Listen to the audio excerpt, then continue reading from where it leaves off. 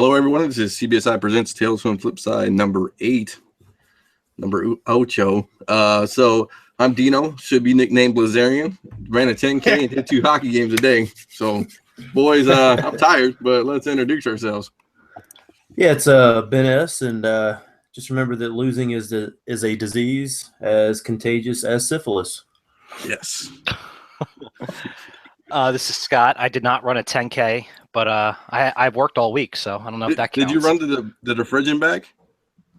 I don't run. Yeah, he's not running to the fridge.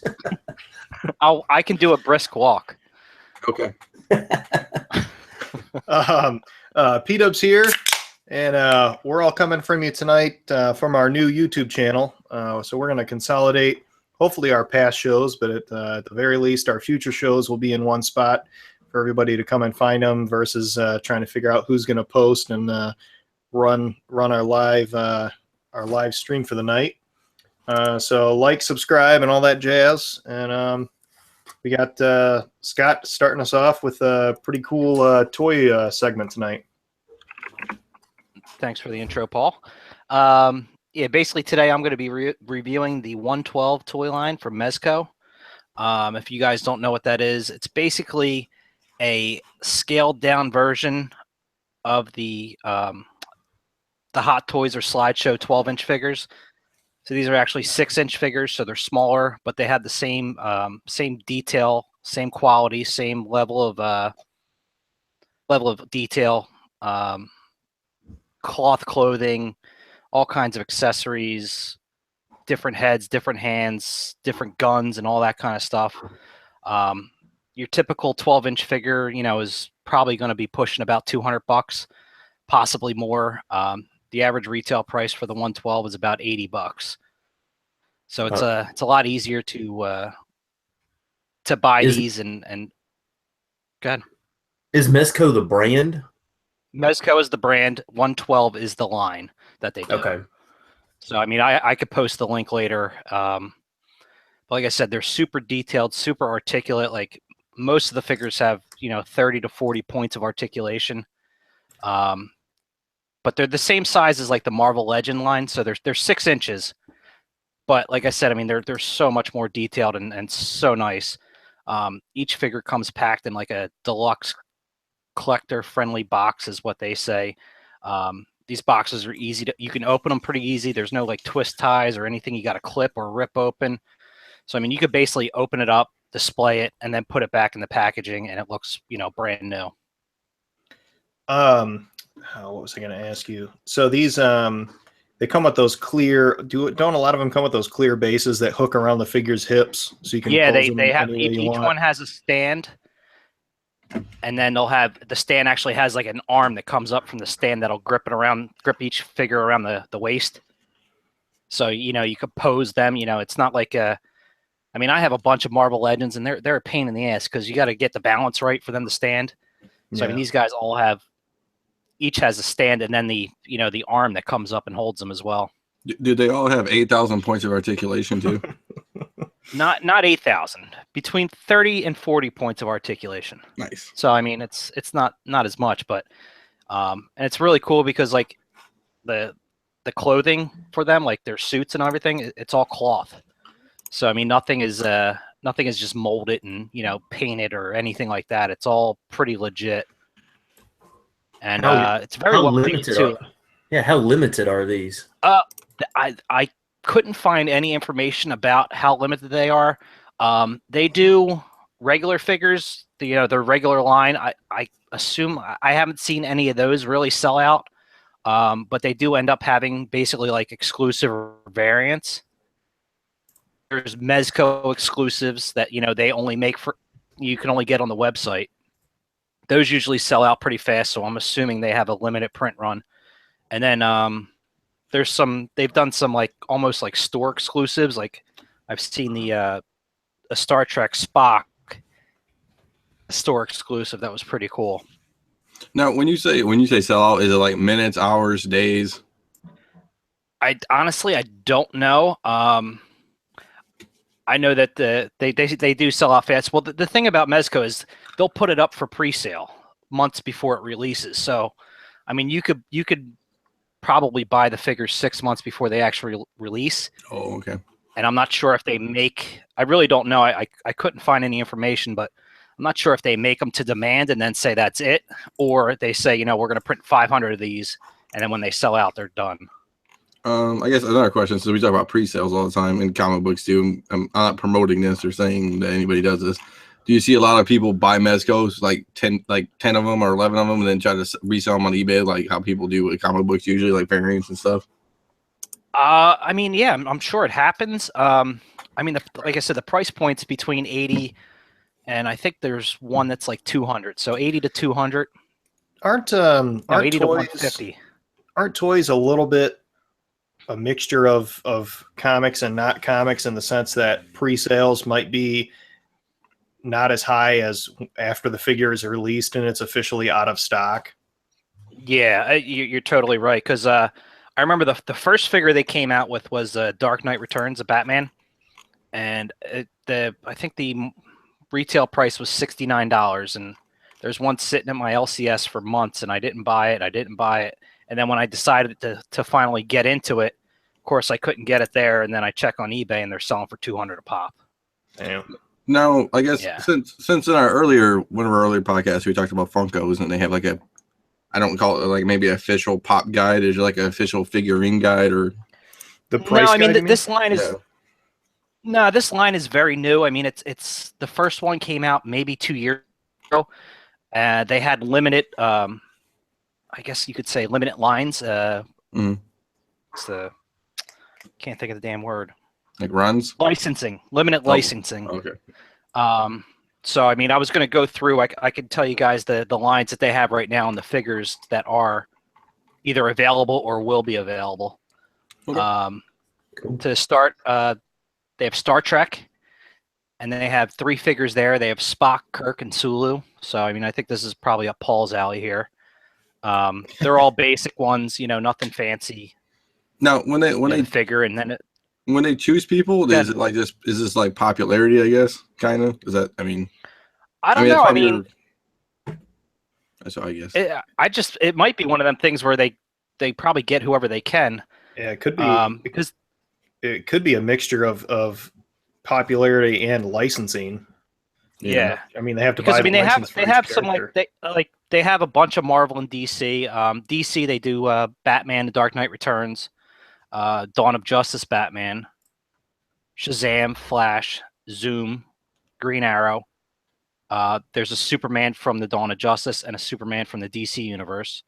And a couple new ones coming out are the Deathstroke, Harley Quinn, and Joker. Two trays of Vehement. There's no Damien. No Damien. Damien. I mean, I'll say no Damien yet. Yeah. I wonder if this might be a Matt question. He might tune in later tonight, but I'm sure the licensing is different versus a generic Flash versus a figure who resembles the TV character or the TV actor rather. Yeah, they usually do because DC has they have a 6-inch line kind of similar to Marvel Legends, and they'll have the TV Flash and then they'll have the regular Flash. So I mean that is definitely something. Are they? But the Flash. I was going to ask, are they separate or is it interchangeable heads? What do you mean by interchangeable? Like, is it a completely separate figure or is it one Flash figure with 2 different heads that you can switch out?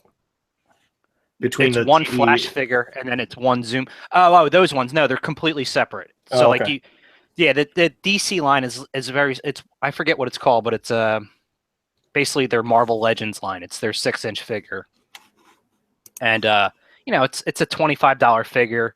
Not much to it. They give you a couple accessories, some of them have hands that you can change. But like everything's like solid on it, like the uniform and everything is molded and painted. Yeah, I like the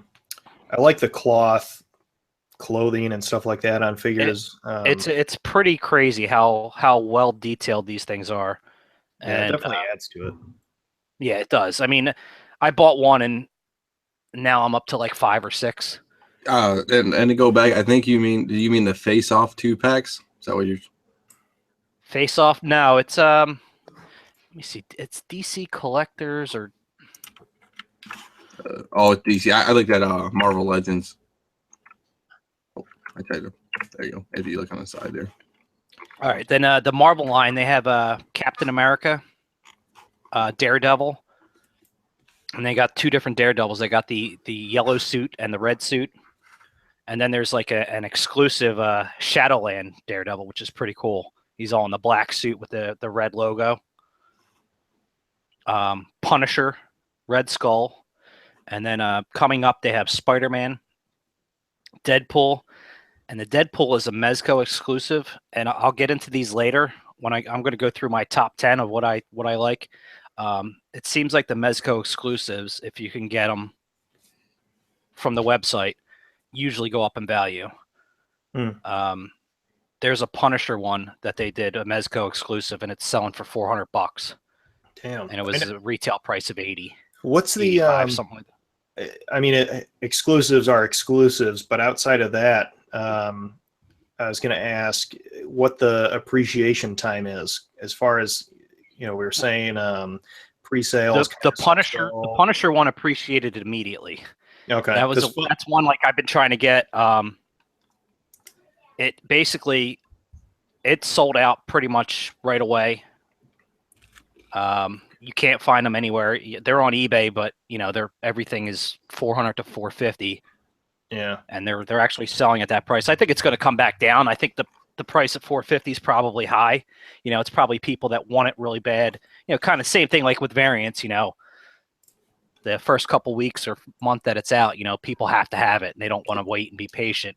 Yeah, I don't want you to give away too many of your trade secrets. But is there any other places besides eBay you look for? I mean, if you don't want to give out your honey holes. No, I mean you can order everything you could order off their website. No. I meant if you missed it. I'm sorry. If you like. Oh, if I missed it? No, I mean, I really don't know where else to look. I mean, not too many stores have them.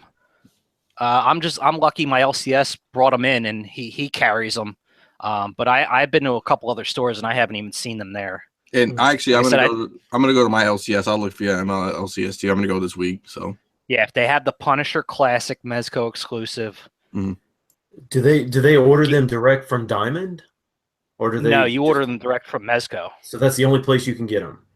Well, you can order the regular ones through Diamond. Okay. But the exclusives you have to order directly from the website. Oh, okay. So that's the one weird thing, and that's what I'm saying. Like the Deadpool one is their next exclusive. So I don't even want the Deadpool figure, but I'm ordering it just in case. And then two others they got in the Marvel lineup coming up, which are freaking awesome. They have an Old Man Logan. That'll go crazy. Yeah, it's awesome because he's got a little baby carrier, and the baby Hulk is in there. Oh man, that's sweet. And he's got like the duster jacket and the hat and all that. It's pretty cool. And then they got the classic Wolverine. Is the Old Man Logan out of stock? No, it's not. It's on pre-order right now. What's the price? $85. It's not bad. Yeah, I mean that's going to be a regular one. It's going to be a regular one, so I don't anticipate it selling out. I put a link on the right side for everybody to see. Dino brought up Funko, but I was asking about the appreciation because Funko, at least in my opinion, I think take about a year to appreciate. So it sounds like nice figures like this. Yeah, that's a cool link, Dino. Didn't he say that the company's only been here for 2 years? Well, Mezco's been in business for a while, but this line, yes, is fairly new. They came out with the Dark Knight Returns first, and then I don't think a figure came out for like another 6 months. I think they're basically building up their lineup right now, getting the licensing and all that.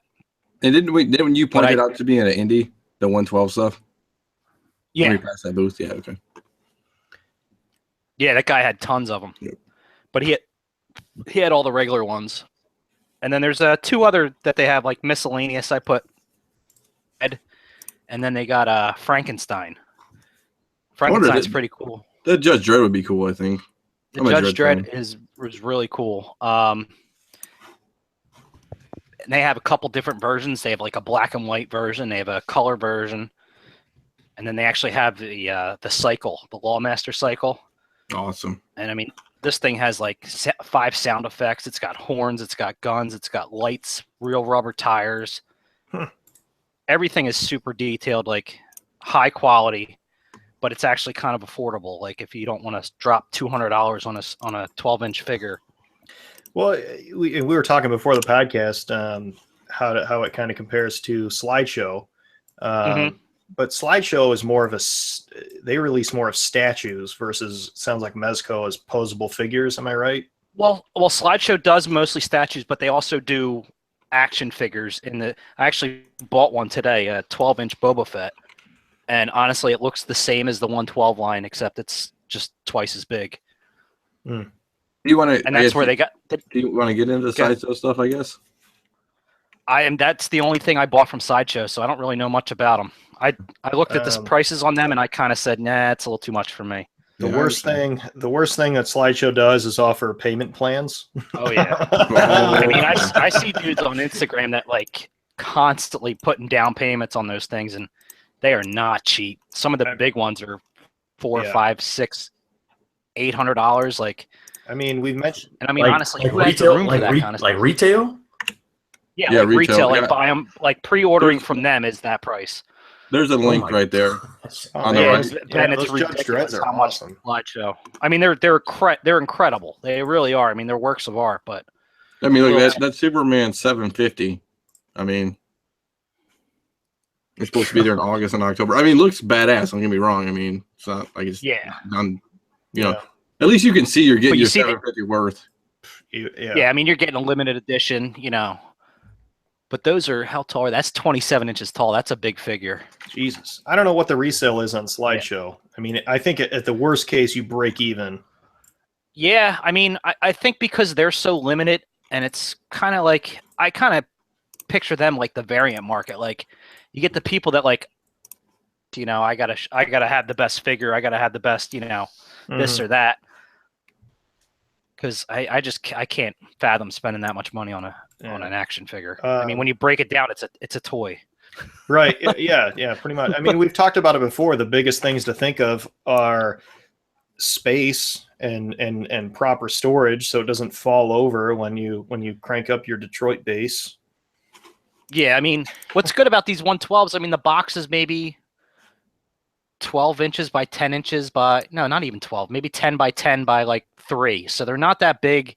I mean, you can line them up on a bookshelf if you didn't want to display them. And I don't know, they're just really cool. I after buying, like I said, after I bought one, I couldn't stop. Did you see this, dude? This Sideshow, dude. I'm so on size. Oh man, I'm gonna get addicted now. Yeah, you know, don't go down the rabbit hole. I know, dude. It's like this is Predator. $1,200 for a Predator bust. That's a life-size bust, so that's full I know, size. dude. That's crazy. I almost bought a Thor life-size bust for I think $800. My wife was going for it, but then I talked myself out of it because there's just display and.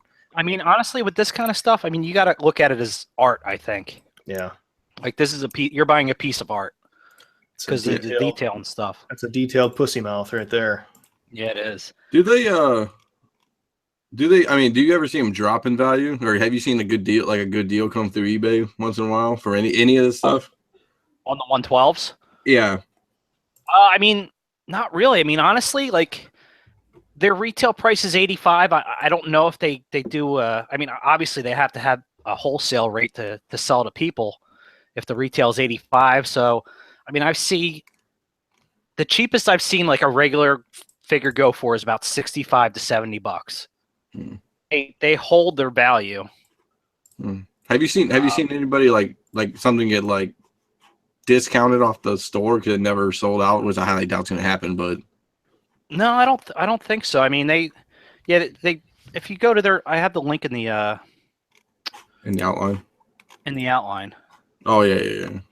So if you go there, you could see, you know, most of the stuff is basically sold out. Most of it. Most of the older stuff gets sold out, and then.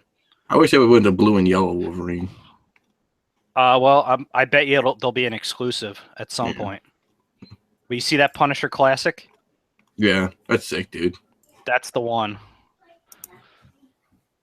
Says, what's up with this waitlist thing? Waitlist. Now, what the waitlist is I don't know exactly how it works, but you can put yourself on the waitlist, and I don't know if they decide to either make more or if somehow they become available, you would be first in line. So, of course, I'm on the wait list for the Punisher Classic. I'm hoping that they make more because I don't care if it becomes a $400 figure. I just think it's really cool and I want it. So I'm hoping that they make more. And you get two alternative heads. That's cool, man. This is badass. Yeah, dude, they're so cool. So Paul can put he can take like the Harley Quinn head and put it on Flash or something like that if he wants to. I would assume so. I don't see why. Interchangeable dreams can come true. You can carry that with you anywhere you want to go, man. Now, if you want, I could go through what I think my top 10 are, the ones that I like the best. Do it up. Number 10 would be the Joker. It's a really cool classic representation, kind of Killing Joke-esque. Comes with chattering teeth, a revolver, 2 heads, 5 different hands. That one is actually on pre-sale right now, or I think it is available. I know it. Yeah, it says join a wait list. It's I've seen them out in the market, but I know my LCS hasn't gotten their shipment in yet.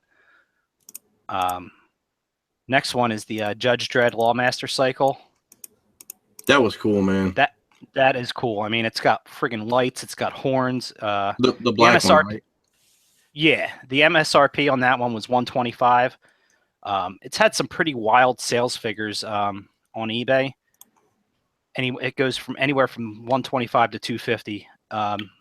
I can't figure out why. What kind of batteries do these usually take? I don't know about the Lawmaster, but I can get into that when I get to number 5. All right. Coy's just trying to figure out if he can steal them from his wife's dildo. I think they're the little hearing aid batteries.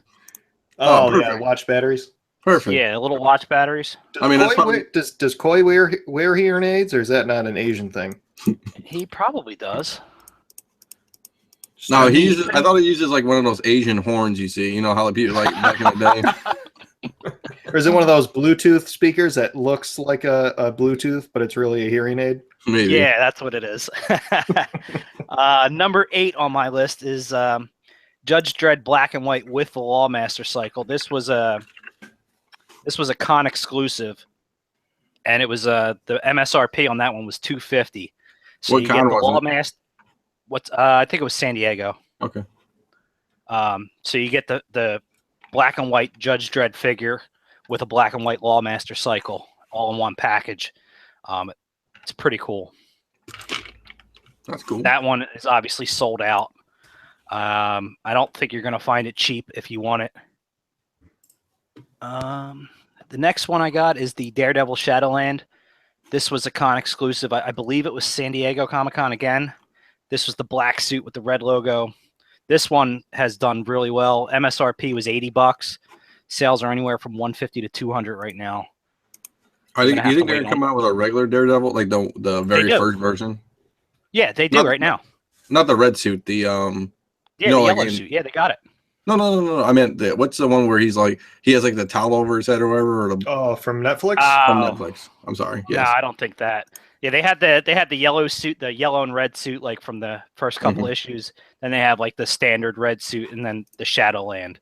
Okay. Yeah, I plugged it into eBay. That San Diego Comic-Con one is limited to 50. Jesus, the Shadowland, the black and white Judge Dredd Lawmaster. Yeah, that one. 50. Nice. Wow, that's crazy. I didn't even know Where that. did you find that, Paul? On eBay? I put it in the chat, but I just plugged it into eBay. Yeah, well, that's it. Look at how cool that is. And Dredd's coming out with a new movie too. So it could be. I'm not saying that's. I heard that was a slim chance, but you think so? They want it to happen. I heard it was 50-50, as like everything, but we'll see. That'd be cool though. I know the actors and actresses want it to happen, so that's a plus at least. Next one on my list is the Batman Dark Knight Returns. They have this is the regular version. This one's crazy. MSRP is $65. It's selling for $150 to $200 now.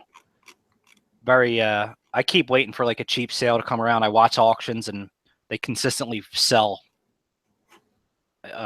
Pretty much auctions are going about 170, 180. Is And it? then you Is get it some the buy blue? it now. Is it the? It's Yeah, not the the blue gray and black one. It's the all black, right? No. Yeah, the gray and black one is actually my number one. Oh, okay. That's the PX exclusive, so the previews exclusive. Ah, No, actually, no. The first one I was talking about is the black one. The preview exclusive is the blue one. okay, okay, yeah. They basically go for the same price. That's the one that I should have bought when I saw it on the shelf and never did. Yeah. I did this list a couple weeks ago before I actually got number 5 in. So I think number 5 should actually probably be my number 1 because this thing is friggin' incredible. It's the Dawn of Justice Armored Batman, SDC San Diego Comic-Con exclusive. Mhm. This thing is incredible. He's got basically his chest plate is metal. He's got, his suit is fabric, but he's got like all the plates of armor and everything, fabric cape. His eyes light up, so you can like pop his head off, and the batteries are inside the head. His eyes light up like just like in the movie. Comes with a kryptonite spear. The one from the movie. He's got the grenades and the Kryptonite Grenade Gun, which is friggin' incredible. I mean, it's got batarangs, bat hooks, and all this other like cool stuff. But just the figure itself, with the light up eyes. I mean, it's so cool. I just plugged that one in too, and the first one I saw was $500 or best offer. Yeah, I mean, they basically like the MSRP on them was about 110 when they came out. Wow. It sells consistently 200 to 300. Are you worried about undercutters? I guess. Is there like no? I mean, I don't think so because I don't know. Like, in order to undercut, you have to get it cheap. So I don't know how cheap you can actually get these. Well, I guess profit wise. I mean, say you have somebody up there for 500, somebody throws it up for 450. I guess I don't know. No, I mean, yeah. I mean, I guess that's a legitimate claim. I mean, I guess that can happen in anything. I don't know though. I've been watching the sales, and I mean, I don't see any undercutting going on. Like I got mine a couple, like maybe 3 or 4 weeks ago for $250. So I think the guys putting it up for 500 are just trying to get top dollar. Yeah. Yeah, it's best. Like I said, offer, I mean, so. Yeah. My number 4, it's another one that I have. It's Dark Knight Returns, another San Diego Comic-Con, but it's Batman and the Mutant Leader in one set. Mm-hmm. And it's so freaking cool. The box it's basically the size of like a short box, and it's got both figures in it. Batman's got I think he's got the blue suit, but it's battle damage. So there's like when the mutant leader scratched him across the chest. So it's got that, and then you could see like the blood underneath the clothing. So the fabric is ripped, and then he's got like the scars going across him. And then the mutant leader's got like I'm going to assume they're pleather pants, but the leather pants with and he's all dirty and everything. And then it comes with a really cool diorama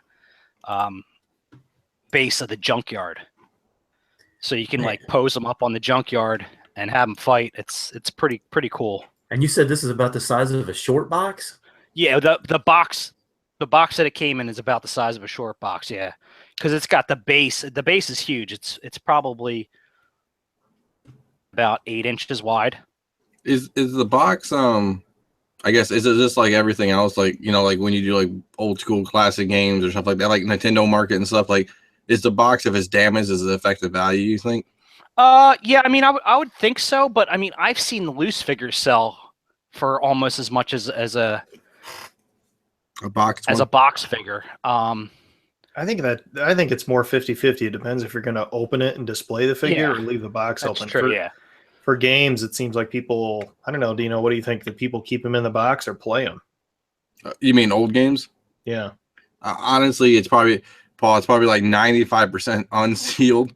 Yeah. And you had in the sealed market, I mean, it's like the guys who bought 2 of everything. They're like, oh, I'm going to keep one away. I mean, that's all it is. I mean, yeah. Like Devo said, like it's sealed, and at the end of the day, you can download at the. Oh, sorry if I cut you off. I was going to say at the end of the day, you can download the game anyway if you know how. Yeah. Yeah, that's true too. Dino's still selling retro pies, by the way. I am. Our boy Mel V hit me up. So nice. I mean, what's really cool about these is, like I said, the packaging is nice.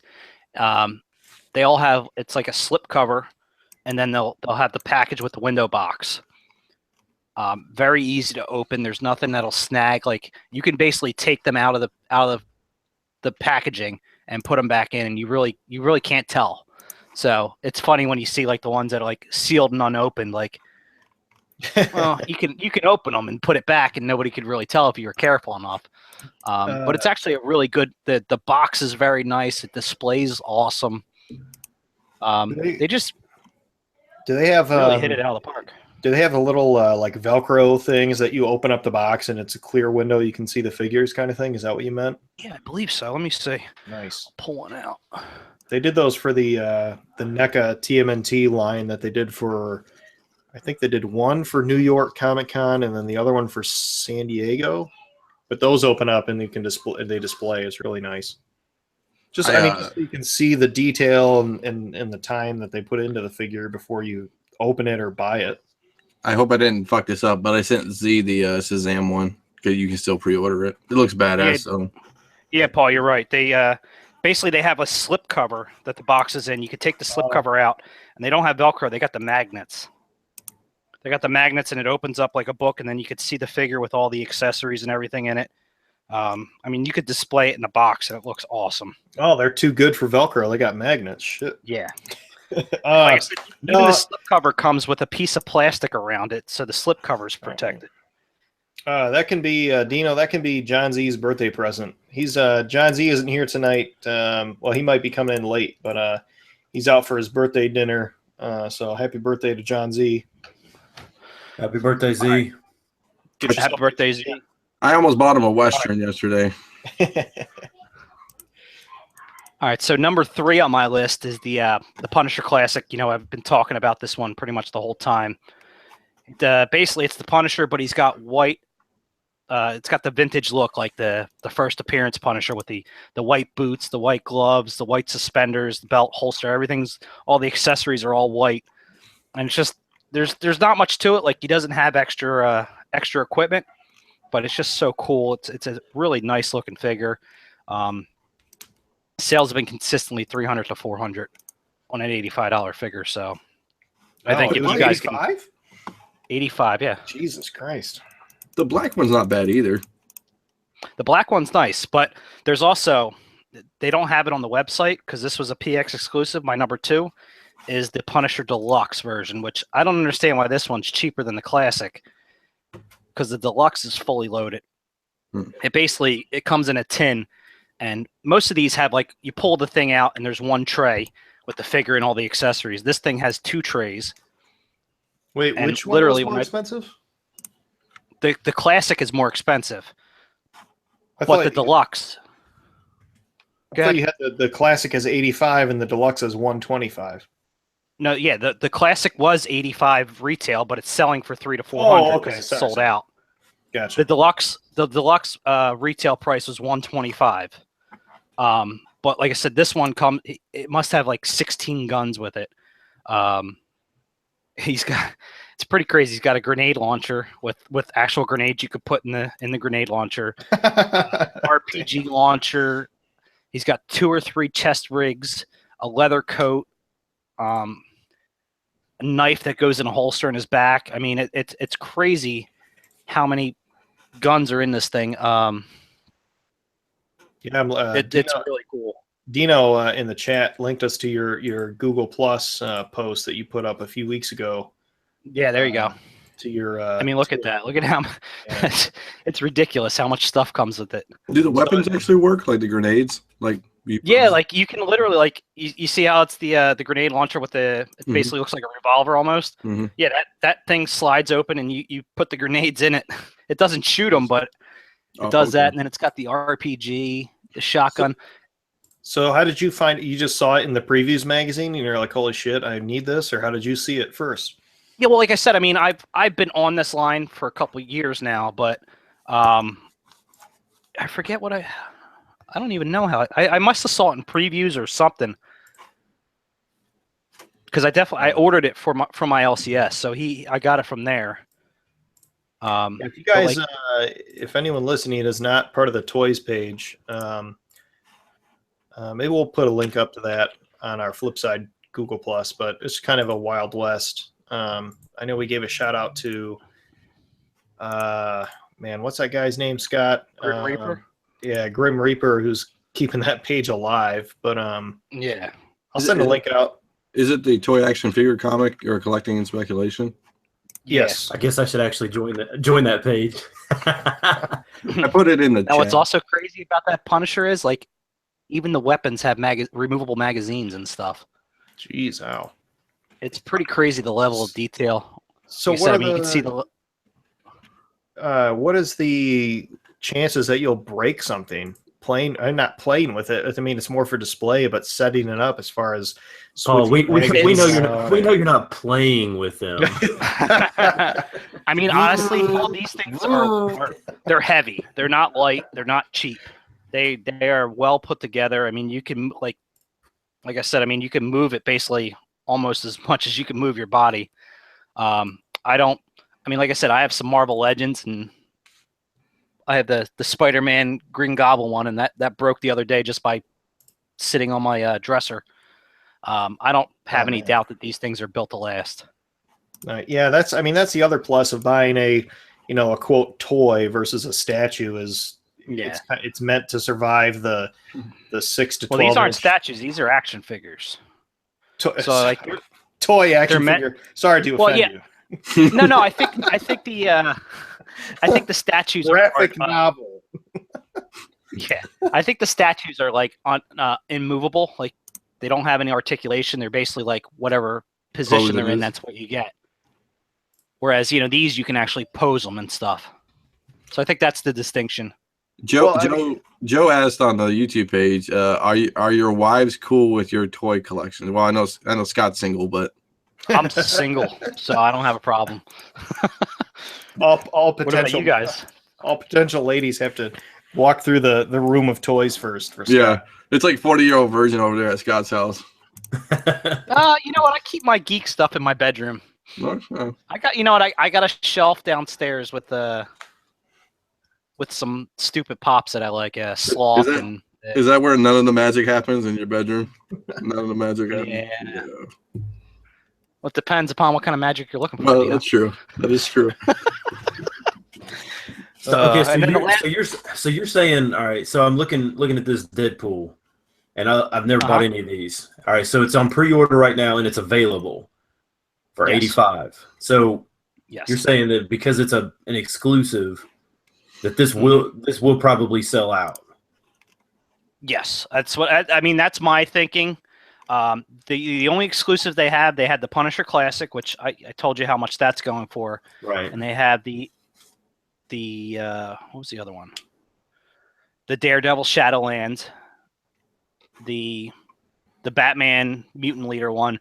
Those were all exclusives, and they've all done well in the secondary market. So I mean, I'm purely speculation on my part that I think the Deadpool is probably a safe bet. I bet you can list it when the movie comes out. You know what I'm saying? I mean, if you're going to do it like comic book style, right? I mean, yeah. I mean, like I said, I mean, I don't really want the Deadpool figure. I could care less about Deadpool, but from what I'm seeing, I'm just going to take a shot at it. I don't think it has any chance to really lose money, and I think it's got a potential to maybe at least double in price. Did you get the Harley Quinn? No, it's not out yet. Well, it says join the wait list. Yeah, that ships June to August. So no, I don't really like Harley that much. So when it says join the wait list, so those are sold out, or are they just basically sold out? Yeah. Okay. So like you could see, I don't know, because you could see like the Deathstroke and the Harley both ship June to August, and it says join waitlist. So I'm going to say that they're probably sold out, because I know like the Joker, the same thing. It says join waitlist. I know that that's shipping now because I've seen it on eBay and I've seen it in a couple places. But like I said, my LCS hasn't gotten them. And it looks like some things are sold out only, and some things are just joined the wait list. So it's kind of I think sold out just pretty much means that like that's it. You don't have another shot at getting them. I think the wait list means that they might end up making more. Now, I don't know if that one's not too bad either. Do they have Space Ghost? I forgot about him. Do they have Chinese knockoffs for these? Yes. Yes. Be careful if you're buying on eBay. Buy American. This is one time where you want to buy from an American seller. Don't take a chance because honestly, I tried it once. I saw the Batman one for $45 and I was like, all right, I'll take a shot at it. Obviously, it never shipped. It never came here. I had to file a claim.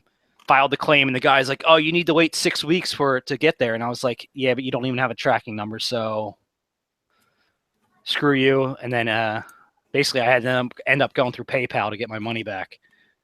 But it took a while. Yeah, so don't buy from China. If you see them for half of retail, it's a fake. Do they ship actual knockoffs though, or is it just a pure scam all around? Because I know with some of the turtle figures, they ship them and they're pretty decent knockoffs. Yeah, I think they shipped them. I think the guy that I bought off of was just purely scamming. Yeah, in a rando comment, I was watching Underworld, like a gun show, or like Underworld, and it was about guns, like gun running. I guess in the Philippines, they make knockoff 1911s, dude. Huh.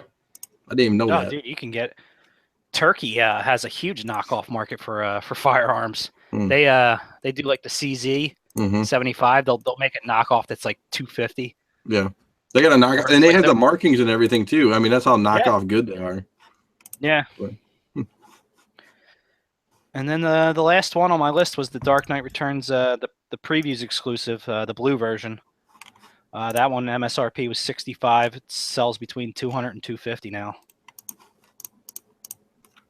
That's really about it. I mean, I just think it's a really cool line. I'm getting them as a collector's item, not really as for spec value.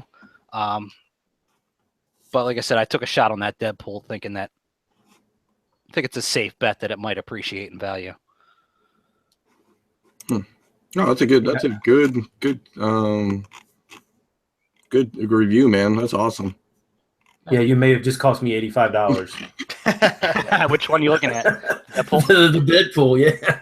I don't necessarily. Because, I'm like you. I don't really care too much for Deadpool, but I mean, I'm just looking at the ones that were exclusives. The Armored Batman was an exclusive. The Shadowland Daredevil was an exclusive.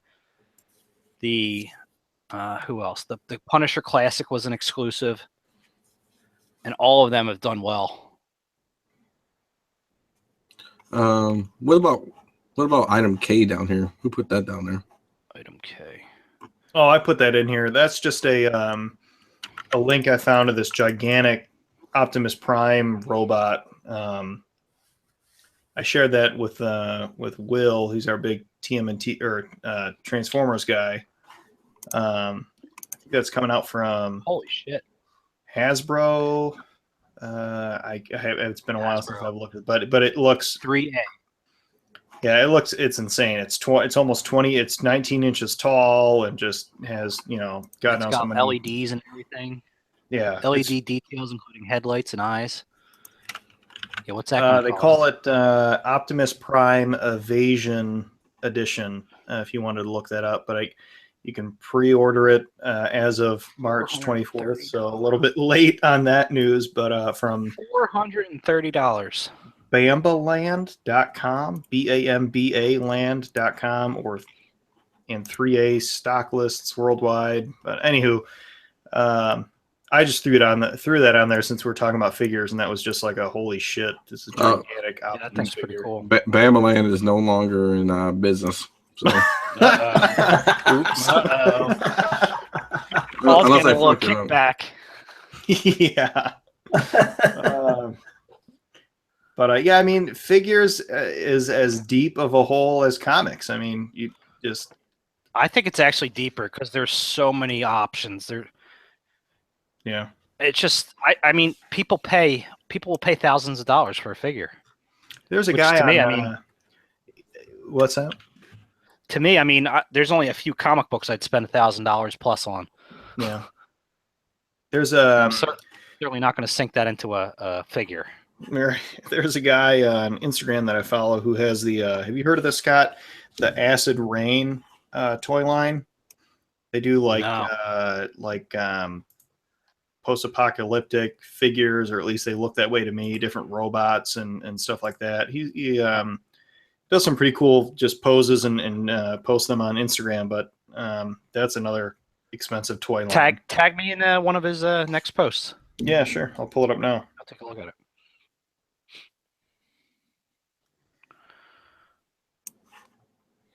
All right, well that's all I got for the 112 line. If anybody has any questions or concerns or anything, feel free to hit me up. I enjoy talking about 112 because I'm in.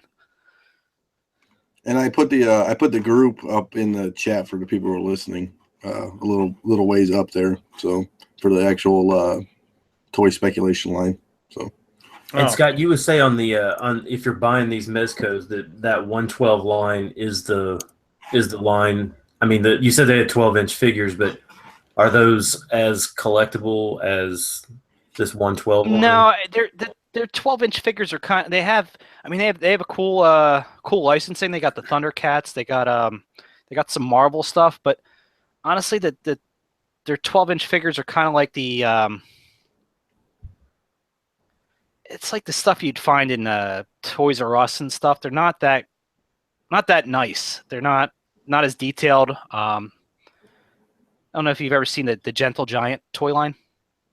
They do they do remakes of the Star Wars figures, but they're 12 inches and they're like in blister packs. Okay. But they're they remind me of toys that we had as a kid. Like not much to them.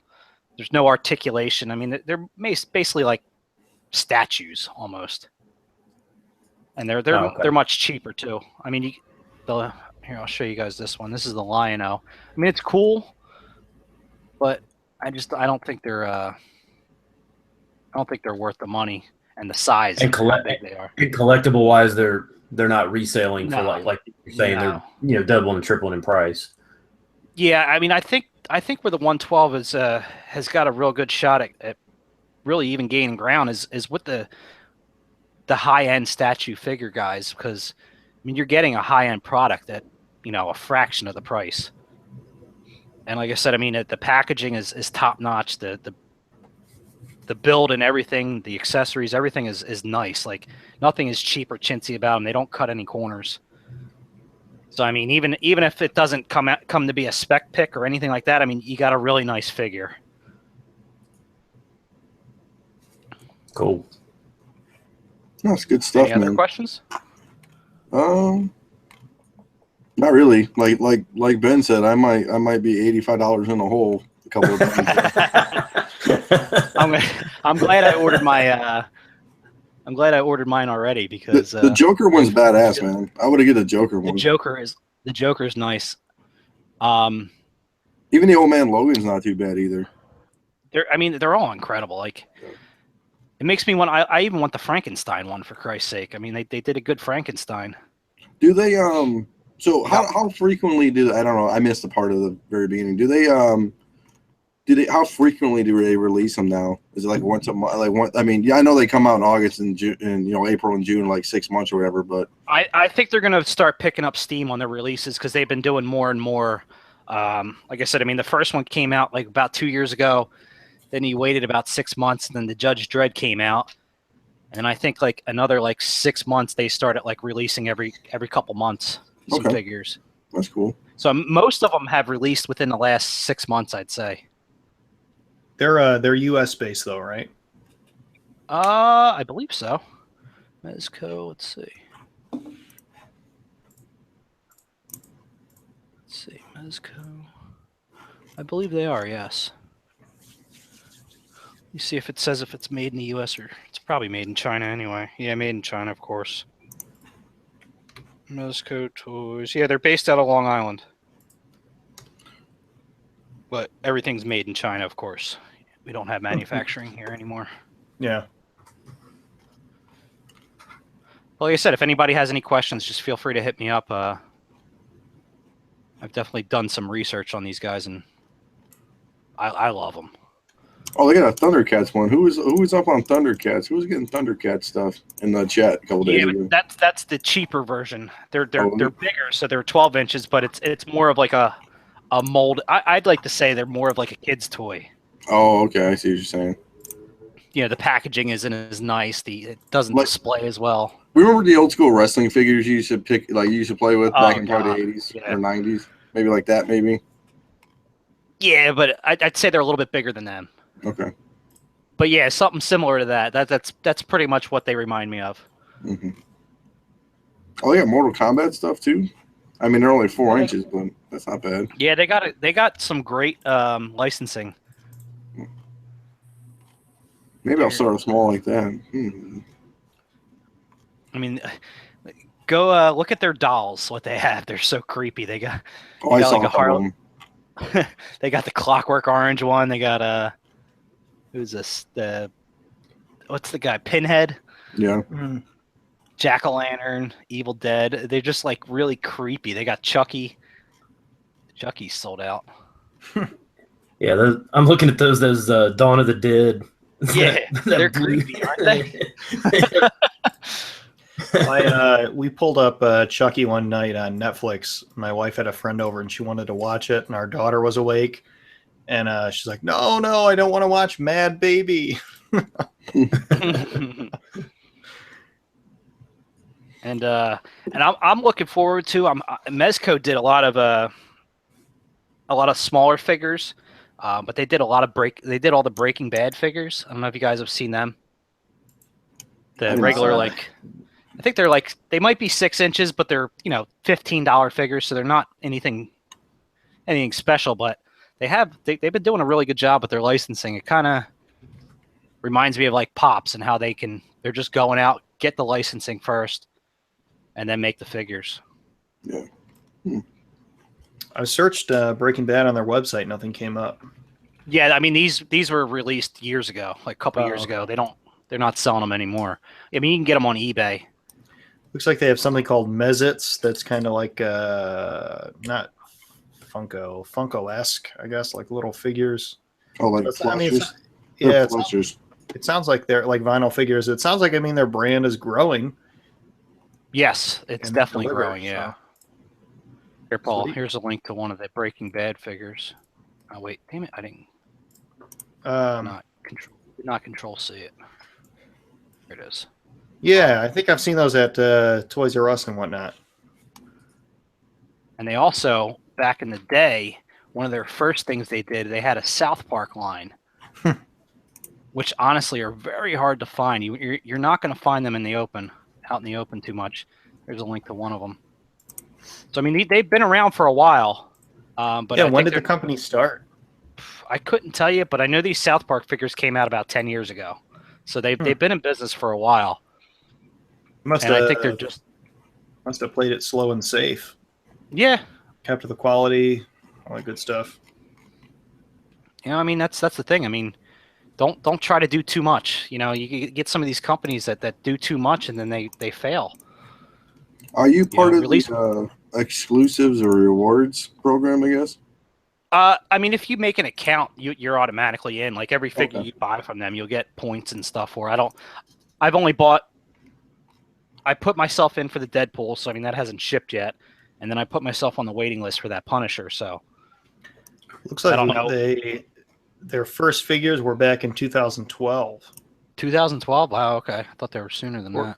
According to Wikipedia, who knows? But do they if you pre-order, do they charge your card up front, or do they charge it when it ships? Okay. Well, these South Park ones are 2007, and that's Series 6. Oh, who knows then? Well, wait. I prefer companies to charge you at the time of order. I'd rather have a refund coming my way than an unexpected charge that I forgot about from 6 to 8 months ago. Yeah, if it's pre-order, they charge right away. If you're on the waiting list, they take your credit card information, but they don't charge it. So I'm assuming that like if they make the decision to produce more or if they get more, I think at that point they charge your card when they're ready to ship. Okay. Yeah, that's another thought. Thanks for bringing that up, Ben, is when your card gets charged, just even with comics or whatever you're buying, because you might throw it on your card payday, thinking, all right, so I'll take my money out, blah blah blah, and then realize, oh, why do I have X amount of dollars still in my account? Whatever. And then down the road, they slap you with the charge and shipping. You're like, God damn it, I forgot I ordered the My Little Pony exclusive. Come on, Paul. We're all ballers. We don't have that problem, man. Okay. Well, Mel turned me onto it with his first whatever the fuck. Ben, I'm looking at the wiki. I think what you saw is current toy productions as of February 2012. Oh yeah, that's what I was looking at. All right. Yeah. See, guys, even Yeah, we I get guess- each other confused because Scott just called me Ben. So don't feel bad. I could have sworn that was Ben. I just need to start talking like this. Yes. Right. Yeah, right. Shit. Ben, you want to hop into your top 10 topic or not? Yeah. top 10, Well, rather? let's before it hops in, we gave the guy who doesn't say much his own segment, so he can say a lot of stuff. Yeah. Oh man. Yeah, that's probably a mistake.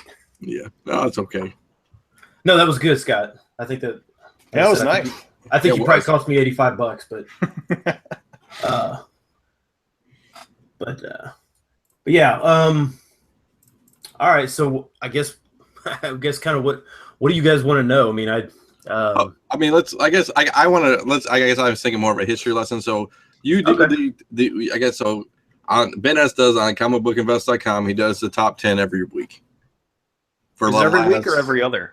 every other week. Okay, every other week. I'm sorry. Yeah. Every other week. How long have you So been doing? Dino's really reading it. Yeah, it's terrible. So how long have you been doing it? Because you took it over from Trey, right? Right. Just Yeah. a little history of that, and then we can go into all the new stuff. Yeah, Trey started. It started. It seems like forever ago. Somebody did it on G Plus before we even had the website. Like way. But I think that's probably where I first even ran across the G Plus site, was from one of those top 10 lists or whatever. And then once we get the website up, then Trey started it. Gosh, he did it. He did it like off and on. He did it almost every week. And then there were times when he was traveling and stuff and he didn't do it. And he did it all the way up until probably like in the fall of last year. And he just asked me. He was like, "Hey, can you do it?" And I was like, "Well, sure." I don't know how you think I know have any clue what I'm doing, but Did he offer any free pressings or any kind of? I have not received any free pressings, no. But But there was a strict guideline of what to post for the pump and dump agenda, correct? oh yeah, Yes. no Valiant. Yes. It has to be strictly books that Trey owns only, and that he's going to sell on a side deal that is not trackable by eBay. That was Nice. so that's the That's what I thought. Okay, good. that's the whole that's the whole story on that. So I got to check with him every week to see what new books he's got in to And Yeah, when and- you mean by and there's- side deal, it's his 5 or 6 eBay stores and accounts he has. So oh yeah, absolutely. Trey probably sells less than all of us. I know. Oh, definitely. See, what people yeah, don't so realize is Trey might sell one or two books maybe a month. But I mean, they're big books, but Yeah, he's not out there slinging $25 to $50 books. yeah. He's over the $5 flip, boys. He's Yeah. not $5 flipping it. Oh yeah, what was it that one time he was he sent us a message or something like that, and it was like a bunch of Walking Dead books or something, and they were all like like $50 books. He was like, yeah, they got them for like $5. Should I buy these? And we're like, yeah. It's just, like he didn't even like it wasn't even like a normal thought like to buy books that small, but Yeah, I mean, all of us would have just bought them without even thinking. oh right, exactly. But yeah, so he asked me in the fall to do it, and pretty much I just started doing it, and I was on a weird schedule there for a while, and I couldn't get it like because of work and stuff. I couldn't get it in on Fridays, so it was coming in on Saturdays, and then I just started making myself do it early to make sure that it got in, because I know Inigo likes everybody likes lists, so it gets a lot of hits and stuff for the site. So Fridays is a pretty good day to have it pop up. So and I do want to, I guess, add to Ben S's. We do appreciate his contributions every week because we all know, at least as I used to write, so I mean, we all know how hard it is to grind out on something that we're not getting paid for, which isn't a slant at Trey or anything, but you know, it's like things that we're doing on the side that's not our real job. So I mean, well, even this podcast every 2 weeks is like, oh my god, it's been 2 weeks already. So I know. Time flies. yeah, I really don't want to talk to Paul more in 2 weeks. One thing. That's one thing I want to let everybody know is none of us get paid for any of this. Everything we do is volunteer. Wait. We do it because we love the community. You don't get an envelope every week that says CBSI and a blank check on it? Fuck. Maybe Trey's got the wrong address. Maybe. So I just do that, and then I just recently, or just this last week, and on off weeks, I'm going to try and start doing a Flipside.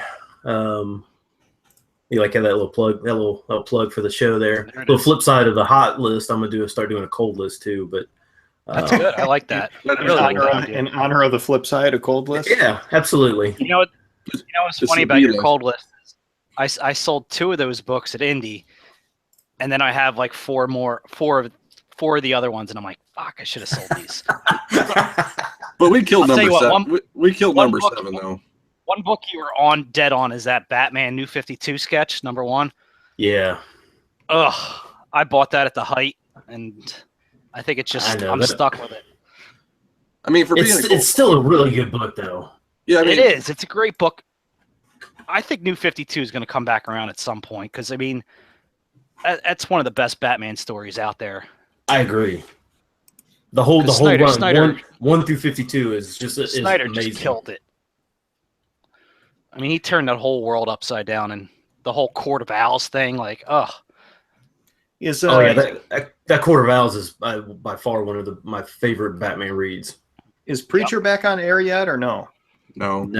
I pulled up the article. It's coming back soon, though. That's another one of the books that I freaking shouldn't have bought when I did. I think Preacher might have a chance. I don't know. I'm hoping it pulls a Walking Dead where it gains some traction. Well, you know what I learned? Don't buy on the upswing. Yep. If you don't have it. I think he made out on a Walking Dead 108. I guess that was an exception to ours because of Indy. The guy was there. I mean. Yeah, but I mean, honestly, those ones I bought for $6 a piece. So I mean, I had plenty of room to work with. Mm-hmm. You know, it's when you buy, you know, the Batman New 52. I got a 9.6. I think I spent $600 on it, but it was just one of them things where I kept seeing the price go up, and I'm like, well, if I don't get it now, I'll never get it. And it's like now I could have it for $300. Well, look, and I really want to talk about this cold list kind of because like number 10 is Avengers number 1, right? So, okay. It is a blue chip key, right? I mean, let's be honest, right? Absolutely, it is.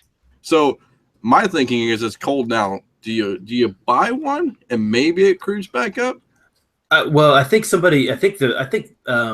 I posted the link on G+, I think one of the very first comments was, "Hey, I think these are some books that I should go buy right now," and that was kind of the thought in a weird way about the list is these were books that they're either books that were really hot at one point and are now ice cold, so you can, if you wanted one before, go ahead and buy it now because it's about as cheap as you're ever going to get it. Or on these, on these keys or the first appearances or something like that, that it is a good time probably to buy it because 6 months ago it was. I mean that's the only reason I put the Avengers on there is because in that grade 6 months ago you basically just lost $600-700 in 6 months on that book if you bought it in that grade.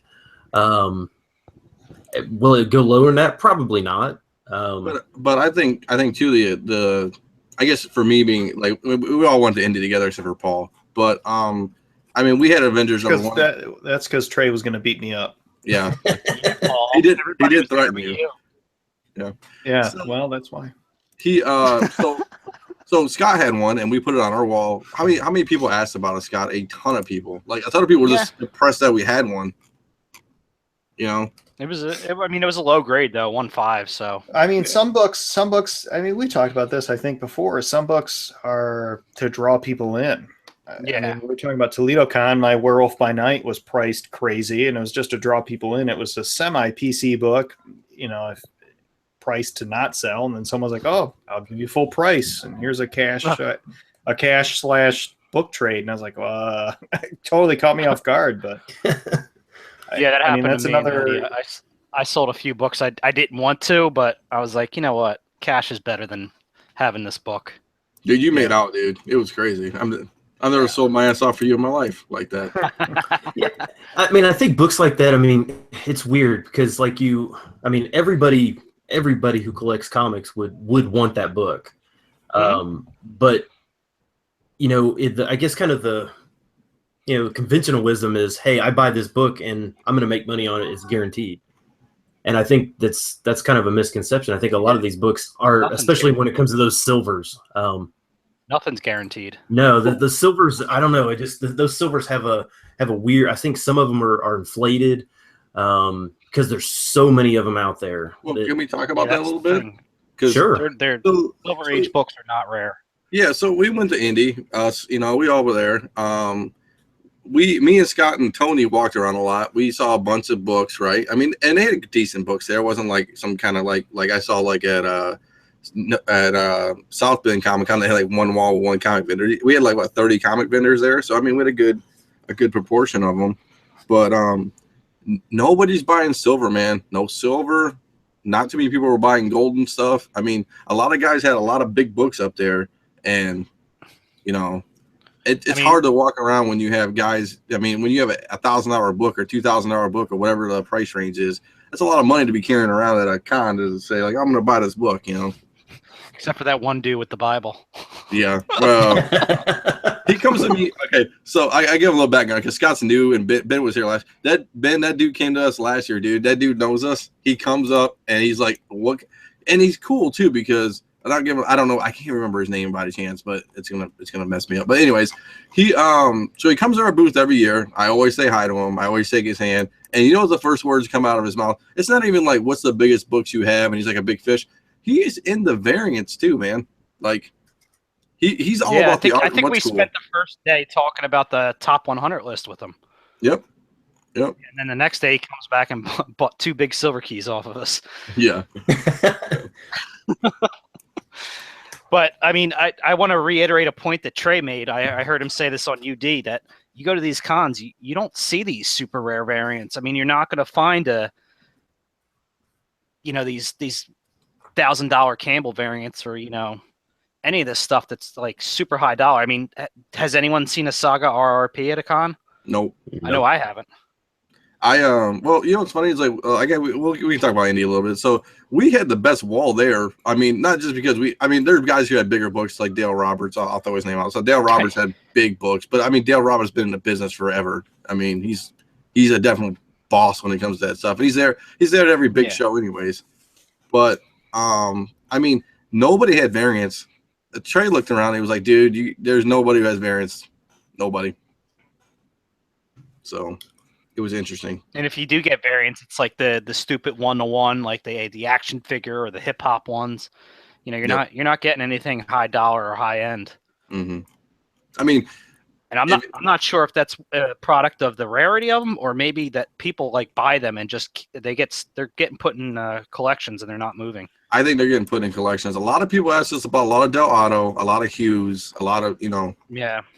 I mean, well, remember Hughes isn't supposed to be in the same category as Del Auto. Oh yeah. As per our one member or you guys had former member.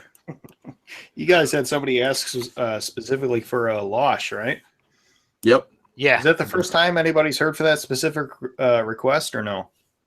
I want to say it happened to me last year, and I think we didn't have it either. I mean, as a group, not just F5 guys. That book amazes me. The fact that the print run on it's not that rare of a book, but man, that just continues to just go up and up. So or at least maintain its momentum. and we're talking about this, I want Ben to jump back in there. So let's describe the process, because print runs matter, all this stuff matters. I want to hear the analyticals of how you choose your books, besides asking Trey what he has on his eBay. Yeah. So okay. So I kind of used Trey's model to start with, where he would kind of see what other people were talking about, for the couple weeks that, in between lists and stuff like that. What movie news has come out, because those are, you're usually going to see, if there's been casting or something like that. Usually those books might have a spike. There's honestly some books that I'm just completely unaware of, and you see people put them on the pickups page or something like that, and you're like, oh, well, everybody's like, oh, that's a great book or something, and you go and look and you're like, oh gosh, that thing's going crazy, and you don't really think to look at Jason versus Leatherface or something like that you have no idea is worth anything. That's a Mel V book that he posted this week that I had no idea about, but yeah, it comes to, a lot of it's coming to rarity. But I basically just go through, I go through heritage auctions. I look at my comic shop. I look at eBay. Usually if it comes to a brand new book that's just come out, I will go to Midtown to see if it's sold out. Because usually if it's sold out at Midtown, then it's usually going to, especially if it's a brand new variant, it's usually going to most likely, increase in price. Can I ask you something about that real quick? Absolutely. You think that it being sold out at Midtown also kind of creates a little bit of a stir? Like people get, because I see that a lot. Like people are like, oh, this book's sold out at Midtown. What's up with it? Oh yeah, absolutely. Midtown's website is so user friendly, and it's really informative, because you can go way back even before they started, telling everybody what the ratios were on the variants. You can kind of see what, going back 8 years, you can just look at Midtown's price and figure, oh, that was a 1 in 10. Just based on what their pre-sale price was, that they still allow you to look at. So yeah, absolutely. If it gets sold out at Midtown, I think that definitely draws a buzz, because people are like, oh, why is everybody buying it? Why, if Midtown sold out of it, then yeah, there must be a reason. They also have an app, a mobile app for the phone that's pretty good, pretty nice. Yeah, absolutely. It is really good. And they're, like I said, of all the websites, the comic websites I've been, theirs is the most user friendly. And I agree with that too. And I also have to say that they have updated their shipping methods, and it's a lot better than it used to be. Yeah, I don't think I've ever had a problem. I may be ordered 10 or 15 times from Midtown, but I don't think I've ever. No, I take that back. I had one issue, but I think it wasn't because of their shipping. They shipped the books damaged. Well, you know what I found, that like if you ordered 1 or 2 books, they would ship them in like those craft mailers, not the mailers, but like the paper bags. The thick envelopes. Oh yeah. And they wouldn't really put any padding in there. But when I would order like bulk, they would package them up and put them in a box with bubble wrap. But book, a couple months ago, a single book, and I was a little worried, because I'm like, they're going to ship it just in an envelope, but they stepped up their game and it came in perfect. But yeah, so I go to all those different websites and try and see which books are selling for high, and then if there's, usually if it's a book that has sold for high or something like that, I will. If I'm a little leery, if it's kind of an outlier or something like that, or maybe it looks like a shill bid or something like that, if there's, just some random book, if it's like a, I don't know, if there was like a Walking Dead 1 or something like that, 9/8 that sold for $5,000 or something like that, I would have to go back and I would specifically type that book in to see whether or not, there's, 4 other ones listed, buy it now for $2,800 or something like that. Then I would know that something's wrong with that. Now, in case our users don't know, listeners don't know, what's a shill bid? Shill bid is just basically just somebody who's just got his friend bidding up, or himself. He's got a second eBay account or something like that. and is just bidding it up to either make it look like it's worth more. I don't know. I mean, basically manipulating the market. Yeah, pretty much. I mean, it's some of the things it's harder, I would think, to do, just because. I mean, like I said, if a Walking Dead 198 sold for $5,000, I don't think anybody would say, "Oh, that's a $5,000 book." No, yeah. But tough to find variants. So you could definitely, I think you could do that. Yeah, I mean, you get the guy who says, "You know what? I don't care what it costs. I want it in my collection. I'm getting it." Right. That's why we always say, "Buy what you like." Right. So you pretty much have the pulse of the market, kind of. Yeah, I mean it helps that it helps that every week I'm putting in all the new books into the database. So I mean I kind of see what all the new variants coming out are. If it's a good looking cover, or if it's a Hughes or a Campbell or a Delato or something that's new, I don't really have to look. I don't have to. I won't forget that it's coming out because I'm already adding it to the database. And so I can kind of see that, I need to go look and see what this is actually selling for. DeVoe's, he's back doing it. His Day After Wednesday is a great tool to see if a book is hot or something like that. I didn't even know that. I missed that Royals one, and because of him, I was able to snag one pretty cheap. Yeah, stuff like that. I mean, it's thanks. I wish I could tell him thanks here, but he's too busy buying a car. Yeah, I know. What happened to him? Yeah, I think he's 60 minutes late about now. I mean, he's gonna end up buying 2 cars. That salesman's got him. Yeah, I mean, we haven't seen Matt in a while, so he was in contract negotiations with Trey for his payment, so maybe that fell through. Yeah, you know what? He got a big head. He wanted more money. Yeah. I get asked a question. It seems like weekly or every time I put out a list, there's always some people that either argue with me or whatever, and that's fine. I mean, it's the point of a list is to draw discussion, and I mean it all really in the long run it's my opinion. All subjective. Yeah, it's my opinion. I mean, but somebody asked me almost every single list I put out. Oh well, the Batman 608 RRP should be on this list, as it reached another high of whatever $5,000 or whatever it is. Mm-hmm. Yeah, I mean, I could probably seriously put the 608 RRP on the list, every single list. That book is just crazy. I mean, I gave up on it. Yeah, I mean, I did too. I mean, but the point of the list is to a lot of times is not to just keep regurgitating. It's books. Diversity. Yeah, I mean, well, not only that. I mean, who can go out and buy a 608 RRP? You can't.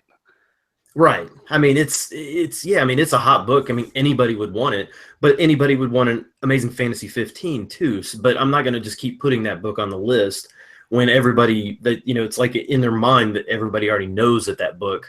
A lot of times these books are a little more, and I wouldn't say fringe, accessible. But yeah, they're either accessible or maybe not as known. I try and include, I do actually try and include, all the different publishers, if it's from Vault or Valiant or, into some of these independents and stuff like that. I mean, if it's a book that's moving, I'd rather just go ahead and get it on the list, at least on one of the lists to where, these people, they deserve some recognition somewhere. Do you think it's a lot of pressure?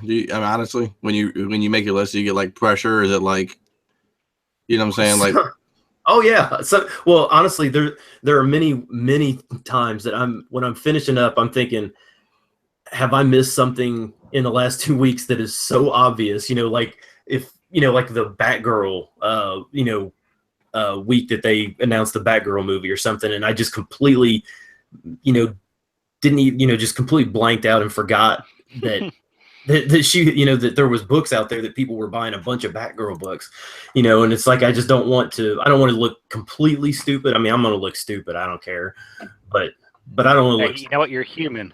Yeah. Yeah. I mean, I don't want to look completely. Nobody's perfect either. Do you lean on people to help you I mean, I know you Sometimes- don't know, but I mean, do you have like, do you go reach out to different people to hang out or? Yeah, well, Trey's got to tell him what Trey needs to move. Well, yeah. Yeah, I mean, definitely. I mean, if I mean, there's been many times that I've seen like little suggestions here and there, either through Hangouts or through Google Plus. You know, where I've seen somebody mention a book that I just never even considered, and you know, like I think the last list, even, you know, like the Invincible blank. I mean, I had no idea that an Invincible blank was selling for more than That's so stupid. more than I don't get $10. You know, and I try, and if it's something that I didn't, you know, come up with at all, you know, I try and at least whoever came up with it, or, you know, even if they say, well, I didn't really come up with that, I just happened to do a search. Well, that's one search that I didn't actually have to go out and do. Mm-hmm. I think what people probably don't realize is it's tough. I mean, it's tough to. Yeah. I mean, there's 25 million books out there, and to try and find a pattern of Not only that, to 10 or just 12. choose 10. Yeah, that's. Yeah, I mean, it's difficult. You I know, can and imagine. I mean, there's always going to be books that probably should be on the list, and some of them may not be as hot as you might think. You know, but like I said, sometimes I put them on the list just to recognize, you know, what I mean, that Heathen book or whatever. I mean, it was selling, you know, triple cover price or whatever like that, you know, the week of, you know, but it was a book that, you know, there was a lot of people looking for at the time. And I just thought it deserved to be on the list, at least I once. think sales volume has a lot to do with it too. Like, I mean, regardless of how much profit you're making off a book, I mean, if you're selling 100 copies of a book in a week, you know, that's an in-demand book. That book is hot. Right. No, I agree. I remember the Wizard, in the Wizard, they would have blue, red, and yellow. And was it like yellow was hot but didn't move up in price or something like that? Yeah. And I mean, that's yeah, I agree. I mean, there's books that are hot that may not necessarily be selling more than what, you know, they were before, but. Did you want to bring out the controversy you had a couple of weeks ago? Which controversy was that? Well, with Dinesh? Yeah, with Dinesh. I mean, you want to talk about it. Were you surprised that Dinesh actually like tweeted your article? And B, what was your reaction to it when you saw it? I guess. Yeah. Okay. So for those who don't know, the Valiant, he the CEO. Yeah, he's the CEO of Valiant. Yeah, CEO of Valiant. Posted. First of all, he thought I was Trey, which is really funny. But you sound like Trey. That's what it is. Right. Yeah. Because Trey loves the Midwest. I mean, yeah. So he tweeted something. I don't even remember what the tweet was, but I mean, I thought it was kind of funny. I mean, the fact that a major comic book publisher is actually reading our list is pretty cool. Yeah. I mean, really, I could care less about, you know, if it's bad or not. I mean, he's reading it. So, and he did it again too, because he said quantum and like, okay, so I guess let's go back because I think there's 2 or 3 posts. 2 times. Yeah, there's 2 times. So the first one, I'm trying to scroll through this. He posts more than fucking Kim Kardashian. But you're right, Ben. It's kind of weird that a CEO of a major company. I mean, they got to have 100 employees at least. So, I mean, that's a pretty big company. I was going to ask if there are any other top 10 lists out there, or top 5 or top whatever. I don't think so. Because I don't think there are either. It's a lot. Ben knows it's a lot of work. It's not easy. And I you know what? I'll challenge anybody who hates to come up with their own list every week. Do it. I mean, we could have competing top 10s and let the people decide. Yeah, of completely different books if they put theirs out after ours. But I mean, it's not easy. I mean, a lot of this stuff takes work, and people, you know, that's the problem is people want to see what they want to see. They want their books that they have in their hands to be in the top 10, and you know, that's why the top 10 is so great. I think because they could just look at one page and be like, "Oh, I have everything I need now." Yeah. Okay. So there's a couple. I don't know. You don't do the varying heat check, do you? Because No. he posted about that That's too. Keith. So, Yeah, that's Keith. So he posted about Keith on April 8th for XO Man of War #1 Gold La Rosa variant, and he said he didn't know had no idea it was such a hot book, which is kind of concerning to me because he's the CEO of the company. But I mean, that's just me being a business person. But I mean, I could see that though, because I mean they sell their books 2 months in advance. Yeah. Sold his copies. He's done with that book. Yeah, I understand, but I mean, you figure you'd have some sales reports, or he would have somebody. Is it a little pathetic that he's like scouring the internet for Valiant references? I don't know. I mean, I understand why. I mean, okay, businessman. They probably have somebody doing it and then tell them like, "Oh, look at this. They talked about us." Yeah, I mean, I understand business wise. You're trying to get as much out there, right? Yeah. Good press, bad press, any press. So he actually did it on. Okay, so I found it finally. March 27th. Okay. He says, "LOL, the guy at Comic Book Invest always tries to talk Valiant comics down," which is Trey, but that's okay. but is forced to put 2 books on his hot list, and he linked it, which got 11 shares, 9 retweets, and 38, I guess, hearts or likes or whatever that is on Twitter. So he's always on Twitter, guys. So, well, there we go. We got exposure on Twitter now. Yeah, thanks, and then Dinesh. Yep, and then he rolled out. Let me go right back up here.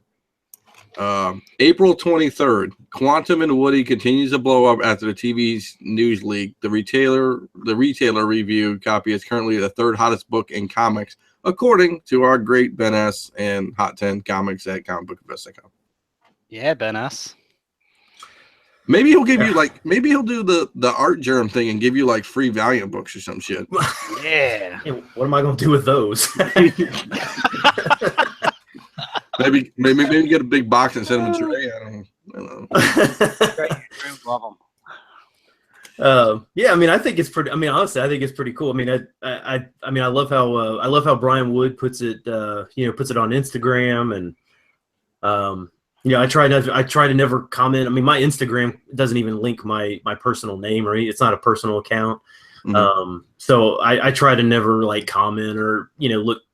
Like my own. I always think that's like liking you write a comment on G Plus and then put a +1 next to your own comment. It's kind of it's narcissistic because I do it all the time. I don't give a shit. I am the best. No, I don't. But no, I think I love. I mean, I think it's great. I mean, it's. What about? I guess. What about all the other haters? I mean, we got a lot of people out there in the comments section that. I mean. I love that people feedback, good feedback, bad feedback, I'm being the political guy, good feedback, bad feedback, or anything in general. But I mean, do you ever get demoralized kind of like, man, like, I mean, everybody has good days and everybody has bad days, Oh, no. I mean, I try to, I look at it as, first of all, one, it's the internet. So anything that's, kind of going on there is, I have to take with everybody can be a keyboard warrior, but I mean, honestly, I mean, some of the people have good points. A lot of times their delivery is terrible of how they throw it out there. But, a lot of times, they do have good points. And like I said, I miss stuff and, I don't think it doesn't bother me. I'd rather have, I was thinking about this the other day. I was thinking, like those terrible Yahoo articles that don't really say anything. They just kind of just quote somebody else's article, but then they get 7,000-8,000 comments on these things. And so you look at it and see comments. The comment section is better than the article. Right. The comments sections are great. Make me want to run away from the internet. But I mean, nuts, but before you actually read the comments and you just see the little bar that says comments and then quote, parentheses, it says 7,800, and you're like, oh, this must be a decent article. I better read this. So, I mean, I'd rather have, if there's 80 comments on there, I would rather there be 80 comments, even if they're all bad, just because I think it would get people reading it. And I think that's overall, I think that's probably the goal, is just to get people reading it. 99% of the time, I don't own any of these books at all. I wish I did, but oh, come on, we know you have a shill copy and you're trying to. I sell about as much as Trey does. It's funny. He's telling the company line. Yeah. It's funny. It releases on Friday and not Wednesday. It's kind of. No, I take that back. Ben S is a good guy. I've met Ben S personally. He would never do anything like that. But I am going to reference Valiant in our our podcast description. Maybe we'll get a good retweet from that. Maybe he'll send you some Valiant books. Hey, I will say. I mean, I put that that Savage variant was on a hot 10 list a while back, and now it's on the not 10 list. But I will say, they do a good job about keeping people talking about their company, whether it's good or bad. They keep discussion on them. Yeah, I mean, one thing we talked about a Boom series book. They still make books. Right, exactly. I will say this about Valiant though. They have the best constructed comic book. Like the stock and the paper is all very nice. I mean, I think other companies could, especially Marvel, because I hate how shitty their books are. Yeah, I mean that's just a product of. Honestly, I bet you economically. Marvel doesn't care. Yeah, well, I mean, I bet you economically wise too. I mean, they have so many. I mean, I would say just Valiant's smaller, obviously, than Marvel and DC. They don't have so many books to make and produce and cover wise. I mean, I bet Marvel's just doing it because it's just economically more cost effective to do cheaper material books. I mean, I hate to say it. We all know business is business, and the bottom line is the bottom line. So. Yeah, but I mean, if Valiant's selling less than Marvel, I mean, something's got to give. Yeah. Can't be that much more expensive. Yeah. You know what I would love to see if they did it like for the variants? They use a thicker stock on the cover. Yeah, that would be nice. That would be nice. I mean, I agree with you with that. I mean, it's just Image books aren't too bad. No, and you think too at the end of the day, it's like when you have Marvel and DC books and stuff like that, you'd figure if you're paying a premium on a book, even if it's $10 more or $5 or whatever the cover price is, you would figure you would have a little bit more better paper quality. Yeah, how about the Deadpools they keep releasing? $10 cover price. Like, get the fuck out of here. I will say though, if they started doing, I mean, the one thing about the Valiant books is, I mean, we've seen several of them come back 9.9s. And most of them, I mean, most of the ones I've ever seen, I mean, they're 9.8s right off the shelf. But yeah. I think if Marvel or DC started producing books like that almost every book they have is a 9.8, I think that actually hurts the collectability of them. I agree. Because they're all going to be 9.8s. The slab market would be greatly affected. Right. Well, I'd rather have some damaged. And let's say 9.8 from Valiant's unpressed, right off the shelf. Just take a case and drop it on the floor. Boom. You got your damages. We just tell Marvel every other case you drop. and it's funny, they probably do that right now. So. That's hilarious.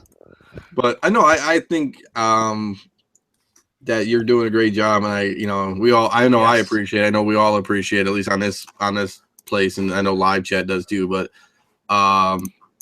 yeah, I know it's hard, man. I mean, I used to write I do like Sean says, I do the podcast thing now, so I don't write as much. But I mean, it's tough. It's tough. Yeah, and we all have real jobs. Yeah, real lives. Yeah, real jobs, real families, real everything else, and it's hard to keep a schedule. I know it's tough. But we do it for you. It's tough. I mean, it's tough, but it's fun. It is fun. Oh, it absolutely is fun. Hey, let me just say, Trey sends me notes all the time about, hey, thanks for doing this. You saved me on this thing. But honestly, I mean, it sounds, real stupid, but I mean, it's honestly an honor to be able to do that. I mean, there's a lot of people that visit that website, and to be able to be able to do it is, I mean, it's pretty cool. I mean, and I guess not to blow smoke up Ben's ass, but I mean, he's probably one of the most important people who's contributing to the website through the top 10 and the not top 10. I mean, without those two articles, or with the not 10 now, but without having a top 10, I don't think we would gain as much traction as we do on the website. So Friday was your inauguration, right? The first not top 10 article. Yeah. I'm gonna try and start doing that, and I can ask you guys because I'm trying to figure out the direction of that and whether or not I should just limit it. Because initially I thought, or I started, kind of compiling the list of the books needed to be on a top 10 list before to actually be on the not top 10 list. So I kind of eliminated a lot of books just because they never made a top 10 list. But then I was like, well, that's gonna get old real quick, because there's not that many books on the top 10 that would be old at the to where they would deserve to be on there. But should a book never repeat on the not 10 list, or should it always be 10 different books? I would say it can repeat if, like, let's say it takes a dive, and then I was gonna say if a couple months later it takes another dive. Kind of like if a book is that bad and it deserves to be on there twice, it gets up there. So you're saying the whole not 10 will be Valiant books? There goes our sponsorship, Dino. I don't care. What about Dynamite? Dynamite still making books? Yeah. No, I mean, I think that's a good thing too. Honestly, I don't know how hard it would be for you, Ben, to look at all your hot 10s and number one, do a whole number one of drop books for a special one. I mean, not saying that's everyone, obviously, but I mean, you could maybe segment it too, and like, these books were hot and now they're not, or these books just flat out suck and not worth putting your money into. Yeah, I know. I mean, and I didn't know how far back to go. I mean, that book I had as number one. I mean, I only put it on there just because of how massively it had dropped and how ridiculously cheap it is now. But that Delano Pink was a great example. Yeah, I mean, like the one guy made a comment about Star Wars 1. I didn't put it on there initially, just for whatever reason. I mean, there's probably 500 books I could probably put on there, but I mean, that one definitely has dropped a bunch. But I don't know how. Like I said, I don't know what the best direction, or because I didn't really think it out. I just kind of was like, oh, here's 10 really bad books, and that everybody's probably going to be like, oh crap, I've got 3 of those. I mean, X-Men 94 is your best example, I think, too. I mean, I remember X-Men 94 was like $4.50. I mean, it was ridiculous, and now you can get them for pretty cheap. Is that after Giant Size X-Men or before? That is, I don't know. That's a good question. I don't know, because that's like the first appearance of the new team, right? Isn't that why? Yeah, but it's like the team with like Nightcrawler and I mean it's characters that are not part of the team now. I think that's why that book. I mean, it marked a spot in history, but it's not really. Yeah, Giant Size X-Men number 1 actually technically it says summer of 75, which is like we'd say like would you call summer maybe June, July-ish, and X-Men 94 is 8/75, so it's August. It's so it's just after. Yeah. Well, you never know. I mean, August is technically the summer, I think. It depends. Is that what it says? That's what it says on the slab, or is that what it says on like My Comic Shop? Depends what state you live in. Oh my God! Oh man! Avoiding the midnight government shutdown, we present to you Matt DeVoe. What up, ladies? What up? I know you're thinking more than me. I didn't even know you guys were still doing this show. No, yeah, we haven't been canceled yet. Oh. No, I'm sorry. I suck, and I will say that publicly. So I can't remember the last time you were. I can't remember the last time you were actually here. I think it was like the first 2 episodes, and then I was like, "That's it. I gotta walk away." I think but you always want to leave on a high note. I know. Yeah, I don't think I ever hit it. So we switched actors and just called you the same person. Yes. Yes. So we kind of blew through the toy thing. We kind of did that in the beginning. We did have one question, Paul. What was your question on licensing? Oh, the face using the person's their representation of the actor. So for Flash, for example, Scott was saying they release a Flash figure that's just generic, and then they release for a DC line, they release a second one who the figure represents the actor for the Flash TV show. So the licensing has to be different for those two figures, I'm assuming. Oh yeah, I mean like licensing. They had like the actor gets paid for that. Like when they do a let's say for example I forget the actor's name who plays the Flash. When he made his contract with Warner Brothers, there's clauses in there that that does like TV, even like probably a clause for film if they were going to have one. They probably have like a clause for like home entertainment rights, and including merchandising. So that merchandising license would fall under that license. So he gets a royalty for whatever how many figures are sold of his specific likeness. It's kind of like sports with the jerseys, right? Oh sure, yeah. I don't know how that works, but I assume it's the same. Yeah, I think they get something out of it. Yeah. So yeah, it's a pretty good deal for like. I mean, I think that's for those comic book actors. I mean, there's some pretty big money there. Just the box office bonuses alone. I don't know if you guys have heard that term before, but they get paid an upfront fee, and then at the end, depending on how the film does, like if it hits specific box office bump. So if it hits 100,000, they get another million. If it gets if it hits 50 million, they get $1 million. If it hits another 50 million, they get another million. It just keeps increasing until it say they get to 1 billion. Oh gosh. So like Robert Downey Jr., like he probably walks away from every Marvel movie with an easy 80, 90 million. Wow. Did you see I don't have the link anymore, but that Sony posted their losses of gigantic numbers. Yeah, I saw that. I saw that on Friday. It's 700. Yeah, so here it is. I found it from an Screenway. operating loss of 700. Yeah, $719 million losses on Sony's division for movies. But wait a second. I mean, okay, so the business side of me is if you post a loss, you're going to get that money back. You know what I'm saying? I mean, yeah, that carries forward. Yeah. I mean, it still doesn't help. The lucky part of it is that they're still under a Sony Electronics umbrella. So, if they were on their own and they weren't funded by a massive company like Sony is, it would probably sting pretty bad. But because it's under that big umbrella, and there still is value in an entertainment company because they get to implement all their electronics into all the content.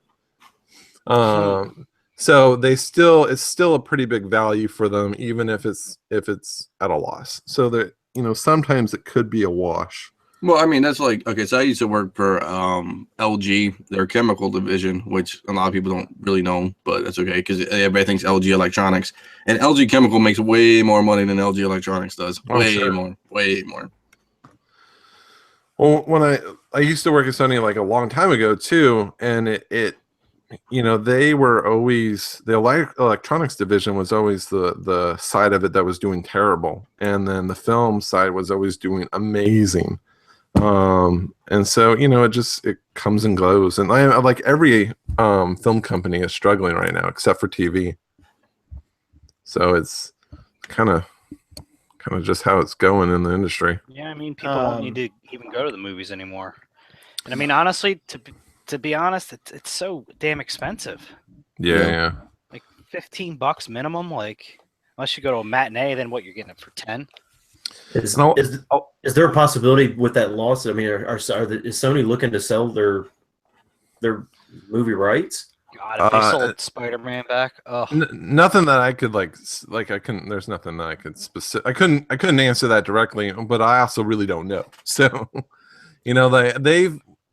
I worked there for a long time before I just went back, but that rumor's been around for 10 years at least. I mean, it was rampant when I was there, and it just kind of comes back. Anytime there's a bad year, it's kind of people talk about it. From what I can see, there's no sign that I can see of that happening. Yeah, they have no reason to sell their biggest license. Well, no. other than Disney would pay. I mean, how much they paid for Star Wars? I mean, to pay for all the Sony rights. No, they That's a don't have huge to at this number. point. Well, Sony handed it over on a tray and said, "Hey," they said, "You just make it and then you just pay us." I mean, that's perfect. And that's and Yep. that's kind of smart for Sony instead of just having a one big say it's even $1 billion, which it wouldn't be $1 billion, but say it was 500 million, and getting one $500 million check, or let Marvel do all the horse work and you get just a cut off on top. I mean, that's Exactly. Yeah, I mean, they were still pretty heavily involved, but it's they were kind of under a gun because it's the same way with like Fox and whoever else has like any of the Marvel characters, but you have to make a certain amount of films per a certain amount of time in order to retain those rights.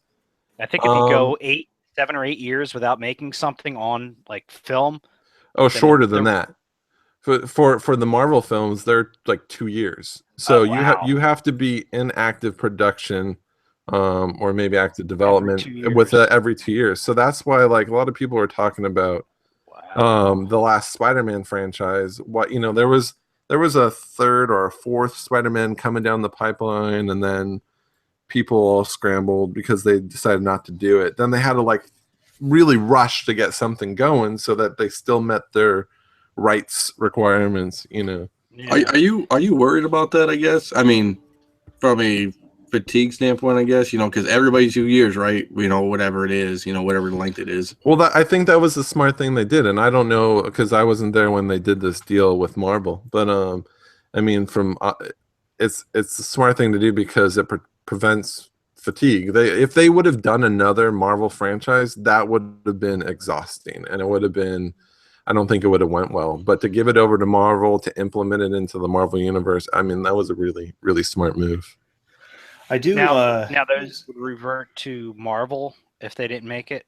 Yeah. It's like if you don't hit that requirement, same thing with like Fox. I'm sure, like if they don't make, and like they own everything that has the word mutant in it. Any character that has the word mutant. I don't know how it works with like Namor. I don't think it does, but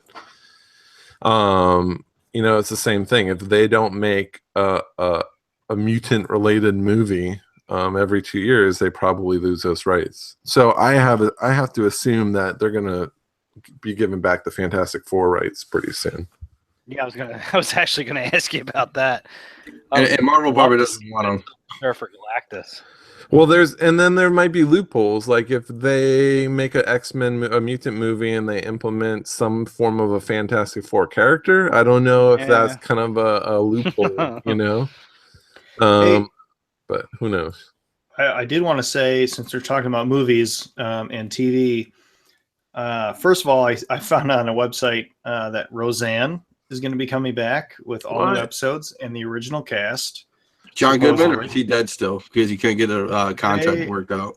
If you look up the article, they're going to do some weird. I read that back in 2000 something, Roseanne said that Dan would have faked his death, and that's how they were going to bring him back to the series for some reason. Anywho, some sort of like Return of the Living Dan for October, a Halloween episode kind of thing. Because you heard how that show ended, right? It was a dream. No, really? Yeah. I want to watch the series. So the whole series ended with so Roseanne was a writer, and her Dan in her real life had died years ago, and that everything that she wrote about that was the show we were watching was all a dream or all essentially her writing, Most of I found it on ihorror.com, and I posted in the chat the synopsis. When did she give this? Back in 2009, Roseanne Barr gave a detailed explanation of how the revival would happen. But Roseanne aside, and much more importantly, I did find out that Logan is coming to theaters supposedly May 16th in a all black and white screening, which is incredible. I don't know if anyone remembers Kill Bill had the big black and white scene where she kills the crazy 88. Yeah. But that was awesome. There was another, they reversed black and white and color in that one. There was a Japanese only release of DVD, I think, where they did that whole scene in color. And I can't remember how to get a hold of that, but that sounds cool to see. But I think Logan, the entire movie in all black and white would be pretty spectacular. That would be cool if the blood was red. That would be sweet. Yeah, I can only pray that somehow maybe they snuck it into like the 4K release or something. But if it's in theaters only, May 16th, check around. It sounds like a once in a lifetime. The variant edition. Maybe it's Sin City, like Sin City-esque. I think Sin City, wasn't the blood red in Sin City? Yeah, the yellow bastard was yellow. Yeah, but I think that'd be pretty awesome to see in black and white. That'd be fun. Yeah. Roseanne in black and white, maybe not. Well, you kind of want to say like who's gonna watch that show, but you look at like the success of like Fuller House and exactly. Yep, I was just gonna say Fuller House, all that stuff. And my kids are like all over that show. They love Fuller House, and it got them into Full House. My brother, which Becky are we gonna get? Which Becky? Which Becky and all that shit. Are we gonna get the original or the one that finished the series out? We'll Is Tom Arnold gonna show up? That's all I want to know. Speaking of Full House, my brother used to trick me all the fucking time when that show would come on. When they were zooming in on the Golden Gate Bridge, it's like, you see the shark tail? Look at the shark tail. You can see it. It was one of the sailboat sails. Like, no, there's not a fucking shark tail. He'd get me every time. Is this the segue into Paul's problems? Yeah, we could. Yeah, we haven't done Paul's problems. Let's rock out a Paul's problem. He ruined TGIF for you. I shit myself every Friday. No, speaking of my brother messing with me, in the movie Signs, hopefully you've seen it by now. If not, I guess spoiler. But, dude, I'm gonna watch it in like a day. Come on, you really? When they showed that the Mexican birthday party or whatever, where the alien walks across the screen. My brother, we watch it and it didn't really.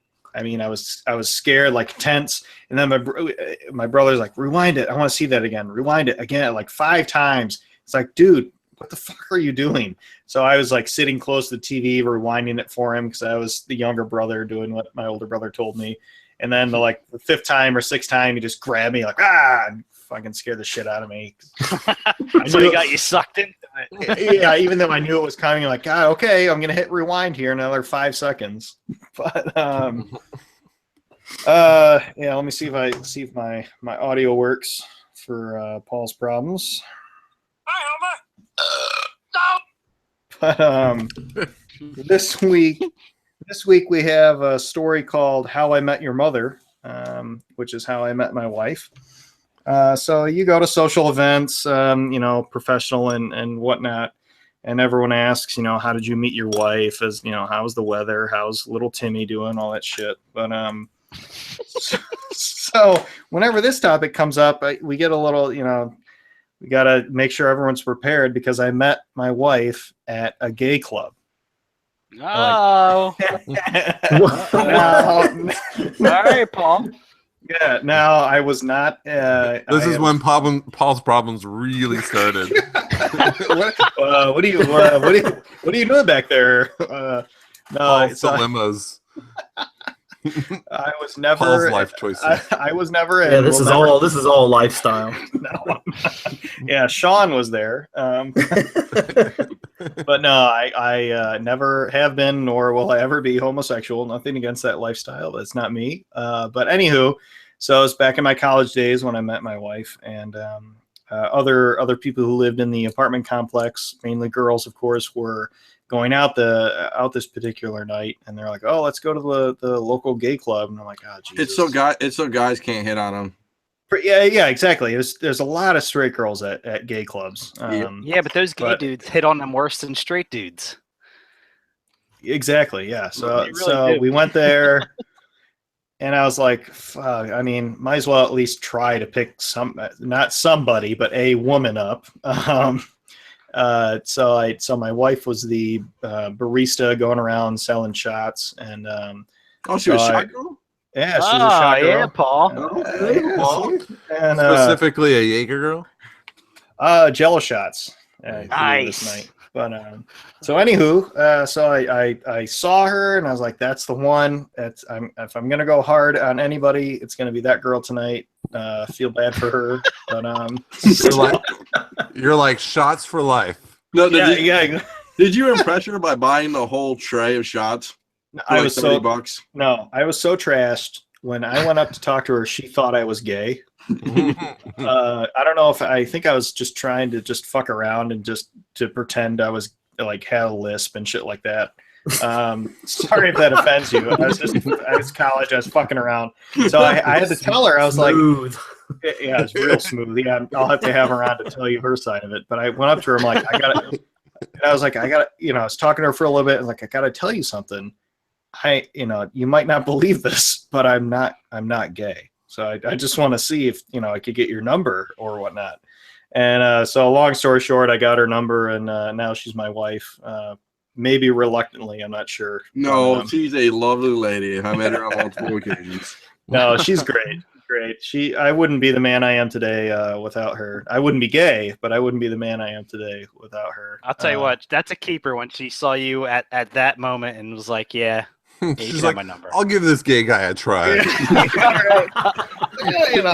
Worst comes to we can go shoe shopping together. Exactly. Yeah. The question is, how many gay guys do you think are at a gay bar who say they don't think they're gay? And then, I mean, that you'd have to ask Coy that question. But a sidebar, another wife story. I have permission to tell this. This is a segue because it's kind of lined up perfectly. But my wife is about eight months pregnant right now, and so I was in the shower the other night, and the door opened. I'm like, maybe it's our daughter coming in to go to the bathroom or whatever. So through the frosted glass, I see nothing but tan. So I'm like, okay, what's going on here? Maybe my wife's coming in to go to the bathroom. Because we're married, we've been together for 8 years, so we do that kind of stuff, But maybe she's coming in to the go to the bathroom or something. Oh, do you do stuff like pee on each other? Or is reluctantly dry. Paul's in a different kind of showers, if you know it. we have one bathroom in our house of 3, soon to be 4. So I'm in for a lot of trouble. But all I see is tan, and I get a little excited, thinking, okay, maybe opportunity, maybe knocking. So she comes in, and all I see is tan, and then I'm thinking, okay, maybe she wants to get a little dirty while we're getting a little clean, if you know what I mean. And all of a sudden, the door opens. I'm like, all right, it's option number 2, no bathroom, maybe okay. Opportunity is approaching me this time, and. So she comes into the shower, and I'm giving her one of those looks, like I don't know what's going on. Is it business time? Yeah. Are you thinking what I'm thinking? Paul's got a punch in his time clock right now. Do some business. But my wife, God love her, she looks at me and she says, "I just threw up and pissed myself." So she's coming in the shower to literally just shower. So and blood flow was immediately redirected. And you're like, that's not a deal breaker. Right. Yeah, just grab the Listerine and come on in. But no, my wife is great. God love her. She's the best. So thanks for putting up with me, and even at my gayest moments, she still loved me. So that's it. That's all I got for tonight. Triple dose. Nice. I don't know how you're gonna get top these every week, man. I don't know how you do it.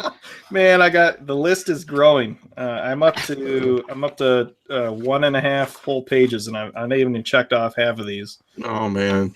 See, my problem is I can't make a podcast, so but you can't show up to one. You got to show up to it. That's right. That's right. Yeah, we're gonna give the Matt the vote ghost segment here. So. Yeah, the silent meditation podcast. Yeah, we just say, hey Matt, do you agree? Yep, okay. Yep, Matt yep, I'm there. Hey, well, we do have you on the line, Matt. How's that new top 100 list coming? It's going good. It's a lot of work. I was, that my big debate was how to move forward with make it more like a definitive list. So to keep on books that haven't had a sale in about a year that were on there last time, or 6 months, whenever we did it, or to make it kind of more topical to what's selling today. Well, And, Matt, yeah. Some guy, Andy, actually asked about your list. He actually read your list. And that's kind of why I was thinking like definitive. If people keep referring back to this stuff as like kind of like, let's say, a go-to con report, I mean, it kind of makes sense to just keep going with like a definitive list and just have it stay put until a sale moves it up and down. I don't know. Everyone that I've talked to have been kind of split on it. I guess Bill Simmons kind of does that. You do read a lot of Bill Simmons articles, ESPN Bill, or I don't even know what he's with now. The Ringer, Bill Simmons. Yeah. He does. I think he does a list every year for like football, like power rankings or stuff like that. But he does players, like top 100 players, and then I think he does it every year. And then people move up and down on the list, and then people get dropped off the list, and then people get added into the list. Right. So I don't know if that's an option too. Well, that's what I was thinking. Like, do like, for example, some of those, like I said, the X-Men 510 Campbell variant. That hasn't seen a sale. The last sale was when we had the list, which was back in November. Technically, that's a partial sketch one. Yeah, the partial sketch. So technically, it should fall. It should fall off because it hasn't had a sale in more than 3 or 4 months. But how do you have a top 100 variant list when you know that, like as Trey said, if someone posted that book, it would sell within a couple hours? So yeah, it's kind of I'm just trying to answer that question, but I'm still moving forward and just kind of like renumbering things and putting all the data in of recent sales. But is it a lot easy? Is it a lot easier than the first one? Yeah, no, because last time I had to research about 1,000 books, where this one I kind of have to just research the current top 100, and then maybe about 50 books that are kind of floating around in that list. No, I get a lot of comments about your variant thing, like Andy, and like we did at Andy. A lot of people were asking about it. It's three good. or four people talked about it. Oh, it's great. And we gave business cards and stuff because we had CBSI business cards too there that Trey provided us. And we kind of throw your name out. I'm like, yeah, he's the variant guy, man. He is the man. So that's great. And I really think, like, I know a lot of people. We had a lot of people comment on the list last time where a lot of people were kind of mad about it. In the sense of like they don't put a lot of stock into variants. Yeah. Well, and then I think wasn't the other hating was like the list was unveiled, so now all those variants that people might have not known are known now. Right. And I'll share something that I found out I went to WonderCon a couple months ago, or like a month ago, and I talked to a guy at Diamond, and he was like, I was like, okay, what's the scoop on variants? Like, what people talk about secret warehouses, and he's like, honestly, it's like what happens is you have to place your order with Diamond, and you have to click on the button saying that you want that variant, and then they're printed to order. So, for example, like if it's not like a simple math, if there's a 20,000 print run and it's 1 in 100, it's not a very even divided number. It could be 10, depending on how many stores order that. It's printed. But in that case, 200 would be the max, right? Like right, 200 is like the absolute. But even that math is kind of wrong because people could have ordered 400 of them. So that numbering is strictly for a requirement for the stores to order. So they need to order 100 variants in order to get that one variant. It's not. For every 100 copies, there's one variant. That's not the. So that was a really interesting conversation that we had. That kind of made me think, like, okay, one, variants are rarer than we even think they are. Mm-hmm. So, like, when you see books like that 510 Partial Campbell sketch, that book is going to be damn near impossible to find in like 10 years. But then the other question is, and I've noticed this with variants, is that when a book disappears for a length of time, people kind of forget about it, and they forget about the value, and it kind of depreciates a little bit when it's not always popping up and having a sale. Like for example, I found at WonderCon this Hughes Red Sonja #2 RRP variant. That's a tough book. It's 1 in 300. So you think about that for a Dynamite title for a second issue. I think the print one was like 19,000. You do a 1 in 300. How many stores ordered 300 copies of that second issue? Probably a Of Red handful, Sonja. maybe 20. Of Red Sonja. Yeah, and it can't be a lot. So, based on that information. So you think about that, and that book doesn't pop up, but it's not like based on looking at like old sales from like 2015, sold for about $150 to $200. And I think one is because it's so rare that people don't see it. It doesn't pop up in front of them. No, not everyone's chasing it because it's not visible. And that's a solid red cover, right? Yeah, that's it. What was it? It's like solid red here. I'll post it. It's like a white background with her kneeling and her hair flowing in the wind. Oh, I thought it was this one. I'm sorry. It's not the right one. They did a statue. One of his Adam Hughes' more popular Red Sonja statues was based on that book. But that's just an example. Like I have it. I was trying to price it and look up information, and Sad Junk actually helped me. Like told me that there was only like a couple sales of like $150. But like, why is the book that rare only like worth $150? It's because it's just not like you look at Losh 23. It's always there and it's always driving up a sale, and so it's never like that book hasn't had its chance to hit its high point. And I think that's kind of the negative, the good and bad about variants. One, they're like super rare and hard to find, and it'll hold some value, but over time people will kind of forget about it and that value will kind of dip. So it's kind of hard to say what the most successful variants will do long term, and I think it's the ones like League of Superheroes that's just consistently always desired. It will just always retain that value. Mm-hmm. Where the super rare ones like that 510 partial sketch, they're going to dry up and they're going to disappear, and yeah, they'll pop up for big dollars, but will they hit some of the highs that they have been lately? Who knows? I don't know. That's my own variant ramble. Some food for thought. I do take your list with me everywhere I go, though. Yeah, no, that's great. The list is awesome. It was probably one of the best things that the site's ever had. Seriously, Matt, it was amazing. Well, it was all Inigo too. Like he did all that back end stuff, so it was a good partnership. And Trey was the one that kicked it off. So I mean, it was definitely a combination of the right time, the right place, and hopefully the next list is helps people search for more books. The problem is I need to find some of them before the value goes back up on it. Yeah. Like with the Masters of the Universe announcement, I was like, crap, that went out really fast, way faster than I expected, and I didn't anticipate that it was going to go out as fast as they did. So I guess as being the man behind the variant list, right? Were you kind of torn of releasing it? Because I know obviously you don't have every book on that variant list, but again, did you were you kind of torn on releasing it though because you couldn't grab them all because everybody's gonna just like, and then all of a sudden everything dried out? Nah, because like I like to find books in the wild. I don't buy anything online at all. Like I think I had my first. I told everyone in our hangout that the first time I bought something online was just a month ago for the first time in like 2 years. I just don't buy anything online because I really enjoy, for me, like being married and having kids, my time is out at a comic book store sifting through books. And it's just like, I know a lot of people don't like sitting there going through 20 long boxes, but I love it. I mean, that's absolutely one of my favorite things to do.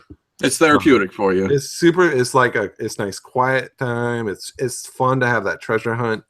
I can understand that, especially like I've had a lot of success at pulling out really valuable books in the dollar, so I know the value of digging.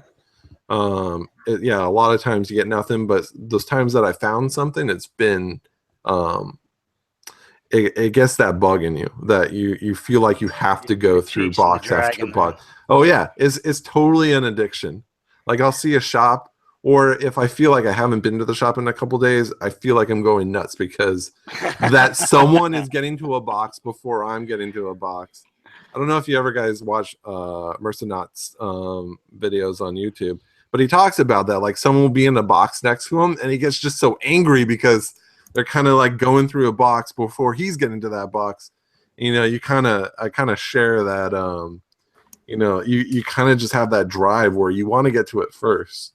Yep, I had that same thing. I was at Gibraltar Trade Center in Detroit, which is like a big like flea market kind of thing. Some guy was posted out comics like in a parking lot kind of thing. And I was like 3/4 away through the boxes, right? I knew I should have started at the other end. This guy's pulling like X-Men keys for like $1 a piece. Oh, you like, always start at X. Yeah. Yeah.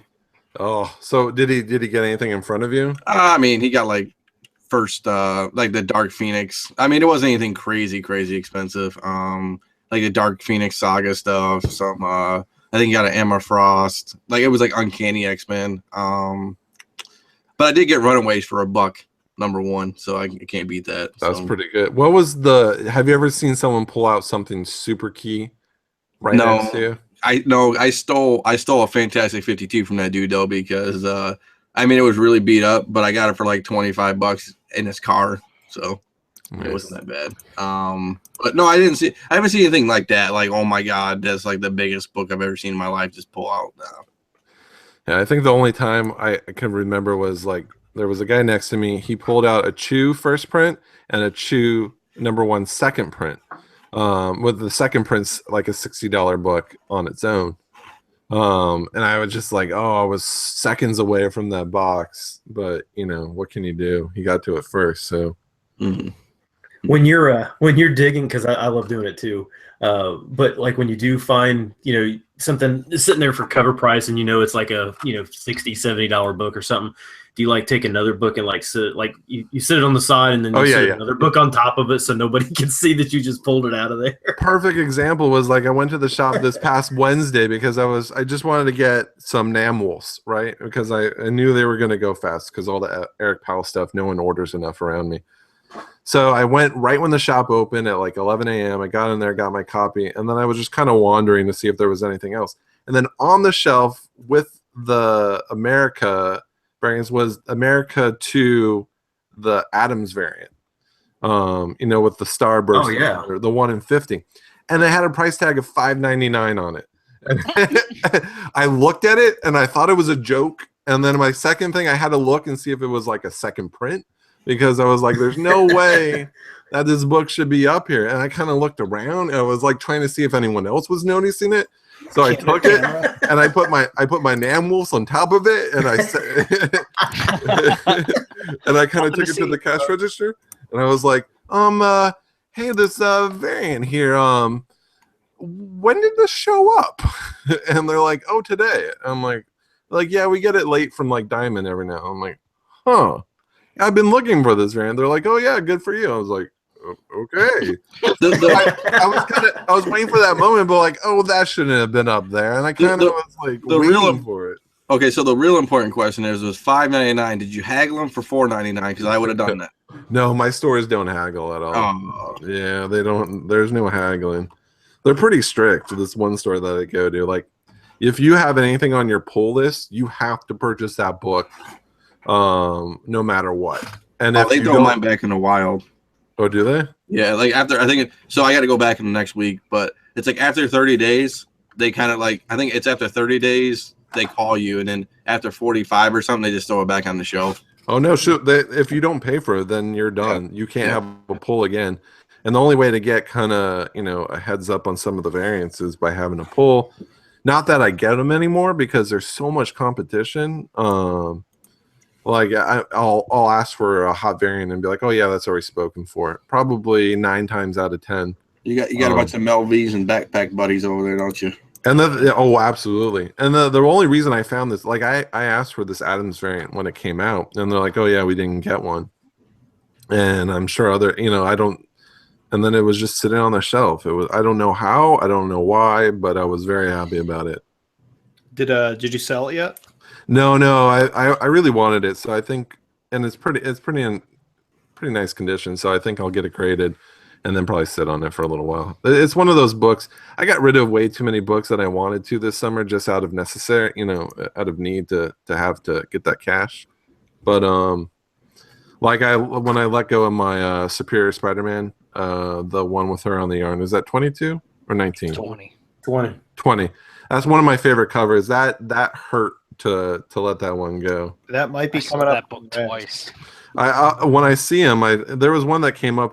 Maybe you posted it, but I totally missed out on the Raz, and I was so bummed. There's another one coming that might have 9/8 potential. Not for me, but just so you know. It was one of my favorite covers. I bought it at a con. I paid I actually paid money for it, decent money for it. And then I got to grade it, got it pressed, got it graded. And so, yeah, I hated letting that one go. That one hurt. So can I tell Ben S's, can I tell your story from the last IndieCon? About which one? About Superior Spider-Man 20. Oh, I don't care. Sure. Okay, so he wasn't there one day, right? I think what day was that? Saturday? Last year? A soccer game. Last year. Yeah.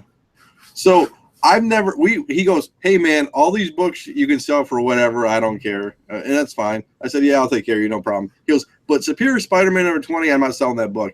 You know how many people, and I had it like on the back of some boxes, kind of like just, their eyes went straight to it, right? Oh, dude, I don't know. Many people were like 15 people came up to me and was like, how much, dude? And they were throwing ridiculous offers. I'm like, dude, I can't, he's not here. I can't sell it, dude.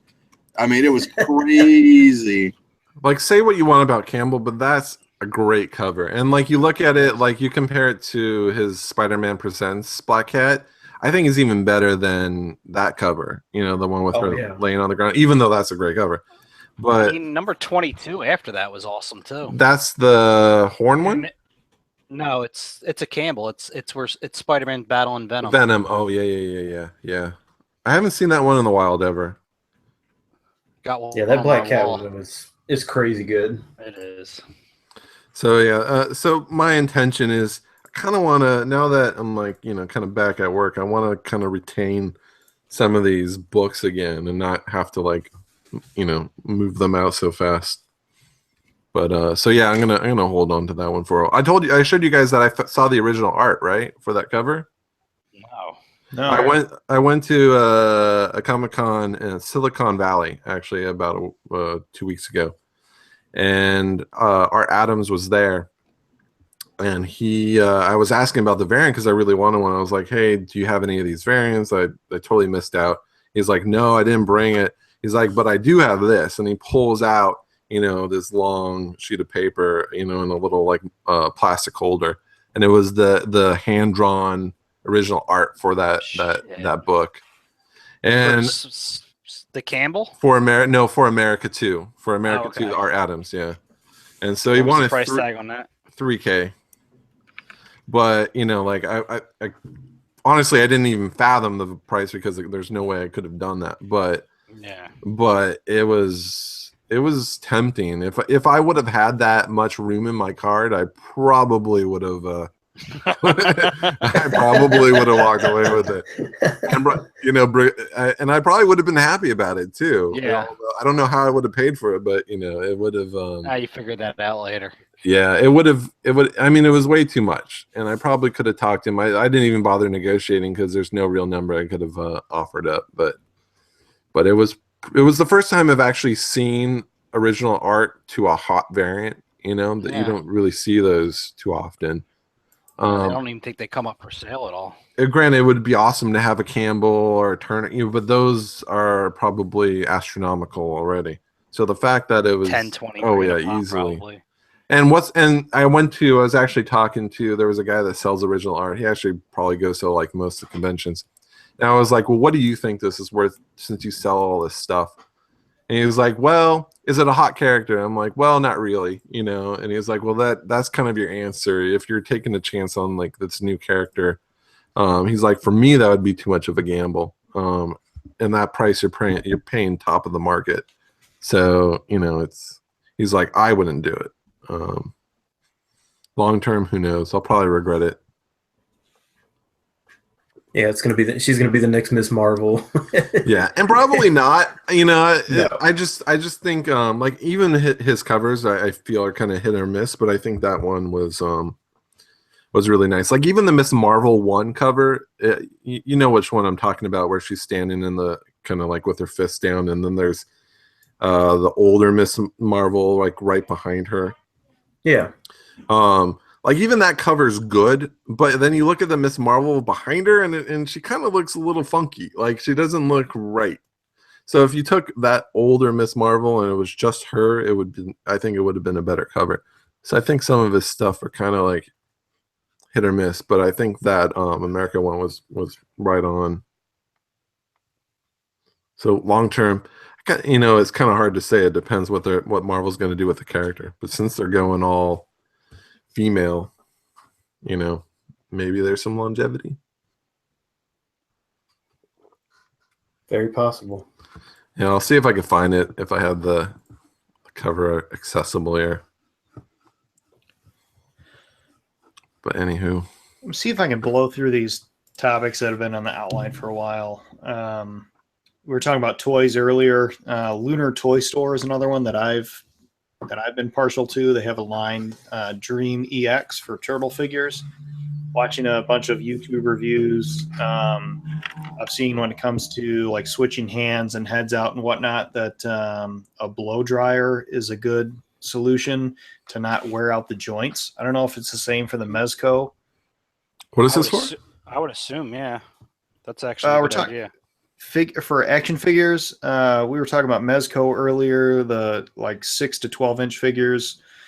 There's a company called Lunar Toy Store that was selling a turtle line by Dream EX. And yeah. Speaking of licensing, they're like only available from China and blah blah blah. But it's they did Casey Jones, Shredder. They did all 4 turtles, and a Krang as well. But just watching the YouTube videos, just some tips for switching out the hands. Someone was saying use a hairdryer to loosen up the joint so you don't so it keeps its hold.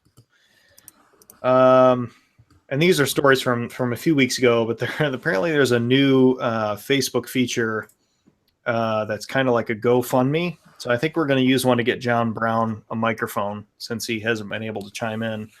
But they're calling it the personal fundraiser feature, and they're going to limit it to educational expenses, medical bills, pets' medical bills, crisis and disaster relief, personal emergencies, and assistance for families after a death, just to start. But I don't know what else there is. Did you say pets' medical bills? Yes. Yeah. Oh, Nice.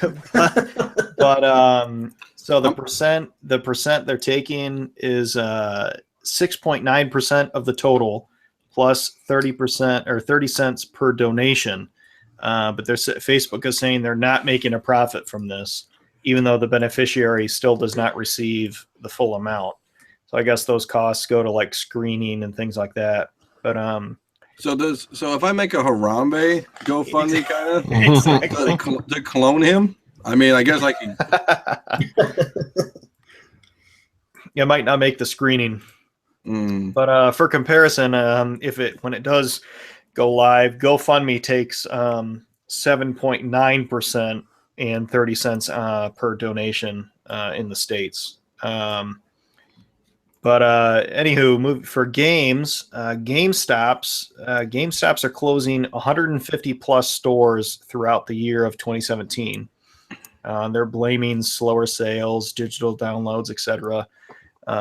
Traditional sales. You know what really hurts them? I mean, I don't know how to. I live in Philadelphia, so I mean, it's a pretty populous area, but I could probably drive 10 miles and hit 30 GameStops. No, the thing that kills you is the trade back value. They fuck you so hard on the trade back value, dude. Oh yeah, for sure.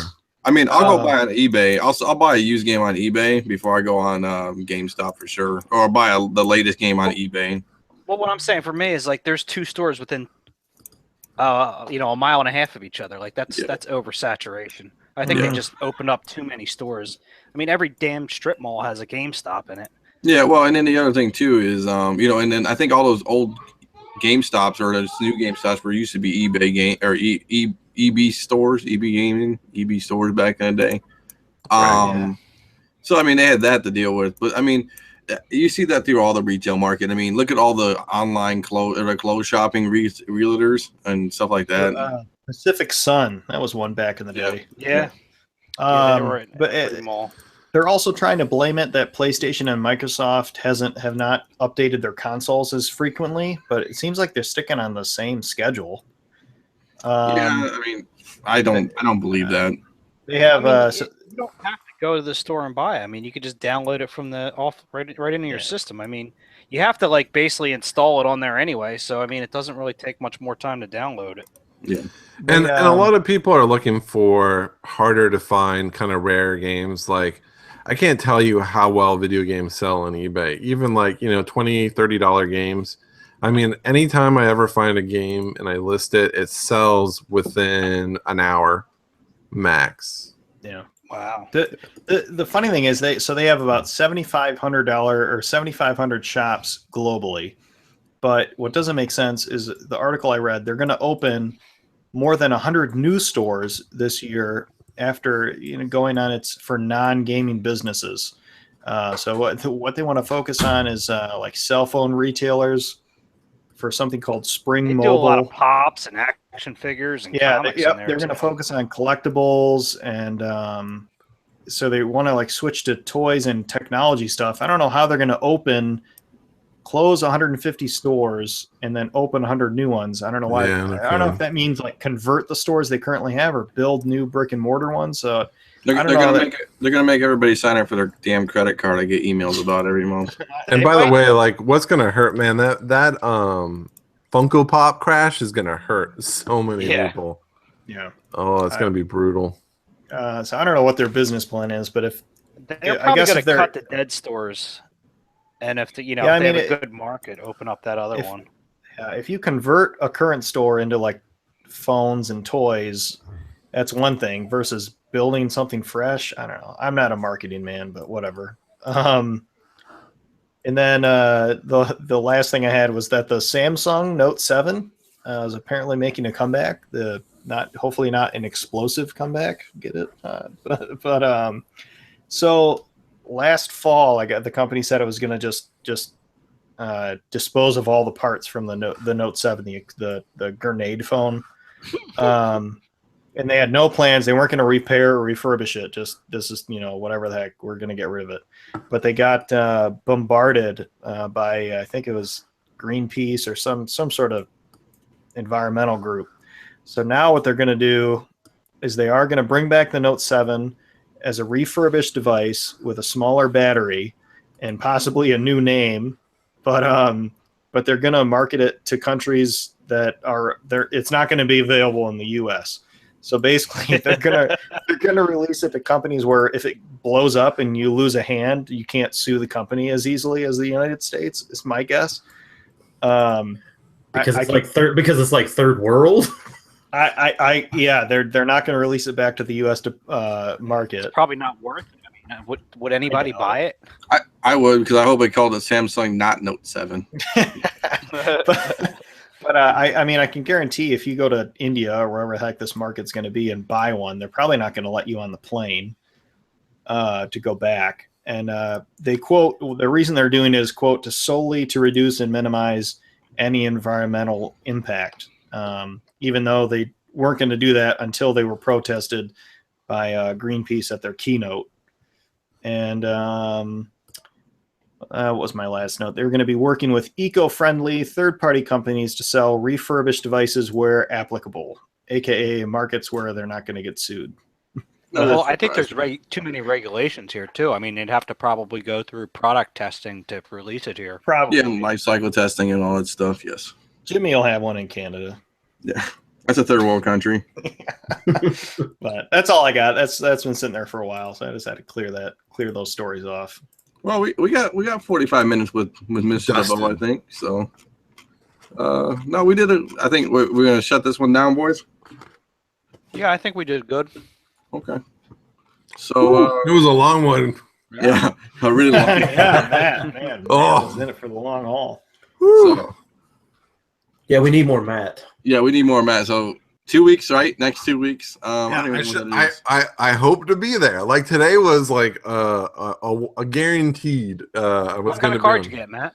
Well, it was like my last. So basically, my current car had like, it's like I have a Toyota Venza, and it's been a great car, but the problem is the age has finally caught up with it. So it's at that point where just all these little things keep breaking down, but it is all at the same time. So it's probably about like $2,300 worth of stuff. Well, that's good. It happened all at the same time. Yeah, I mean they're fine, but the guy's like, yeah, you probably got to get it done in the next month. So I was like, you know what, new car, let's trade this in while it's still like operational. Yep. And so my wife wanted a new car, so I'm gonna take hers, and she picked out, I think it was a Nissan Rogue. And it's not a car I would have really wanted, but she's always talked about being uncomfortable in some of the cars that we've chosen, so I left it all up to her. But I kind of went to like help negotiate, and the nice thing about like the Venza is like it had a really good trade-in, so I got a pretty nice return. So our, the monthly payments are actually really, really low, much cheaper than I would have had to pay for that full car repair. Oh yeah. Yeah. It's gonna sting less. So that was kind of the intention. That was kind of our approach, was like, well, instead of doing this, let's just opt for something a little more reliable. Yeah, I've got a friend of mine who every time it's time to get all 4 new tires, he's like, "Yep, new car." Yep, new car. I'm not buying tires. Oh yeah, yeah. That's what we had to do. We had to get like on my wife's car. We had all new tires, and we were like, so our intention was to trade hers in, which was a Prius, and they're like, well, let's only get 2 tires done. And we're like, okay, well, fine, we'll do the 2 tires. But what happened was the front 2 tires now had a lot of tread, and the back tires didn't have the same amount of tread. So the car was just like kind of spinning out when it would hit like 60 miles per hour. And it's like the science behind it you don't really think about until you're actually in that moment of that oh shit moment. So it was kind of a calamity filled 3 days where her intention was to go to Legoland, and then she had the grill fall, like part of the car fall off, which they had to reattach, and then the next day the car started spinning, like then they had a flat tire, and then the next day we put the new tires on and she tried to go again, and then she was spinning out after, it was quite a mess, and that's what led us to today, which was some car shopping. That's Matt's problems right there. Was car stuff, but it's all fixable and everyone's good, so it's not really that big of an issue. Yeah. So, but it was 10 hours of shopping today, so that was one thing. That's awful. Yeah, we started at 10 a.m. and our intention was to be done by 3 o'clock because we had my in-laws are coming in this town, so it's like there's so much we need to get done around the house, but didn't happen. So I apologize for being late, and hopefully I won't have any Matt problems that interrupt. Yeah. So the next one is May 13th or May 14th. I'm sorry. So that's May 14th will be our next episode. So all right, I should be there. Thanks for listening, guys. Yeah, thanks. All right, guys. We'll see you in 2 weeks. Thanks, guys. Thanks, guys.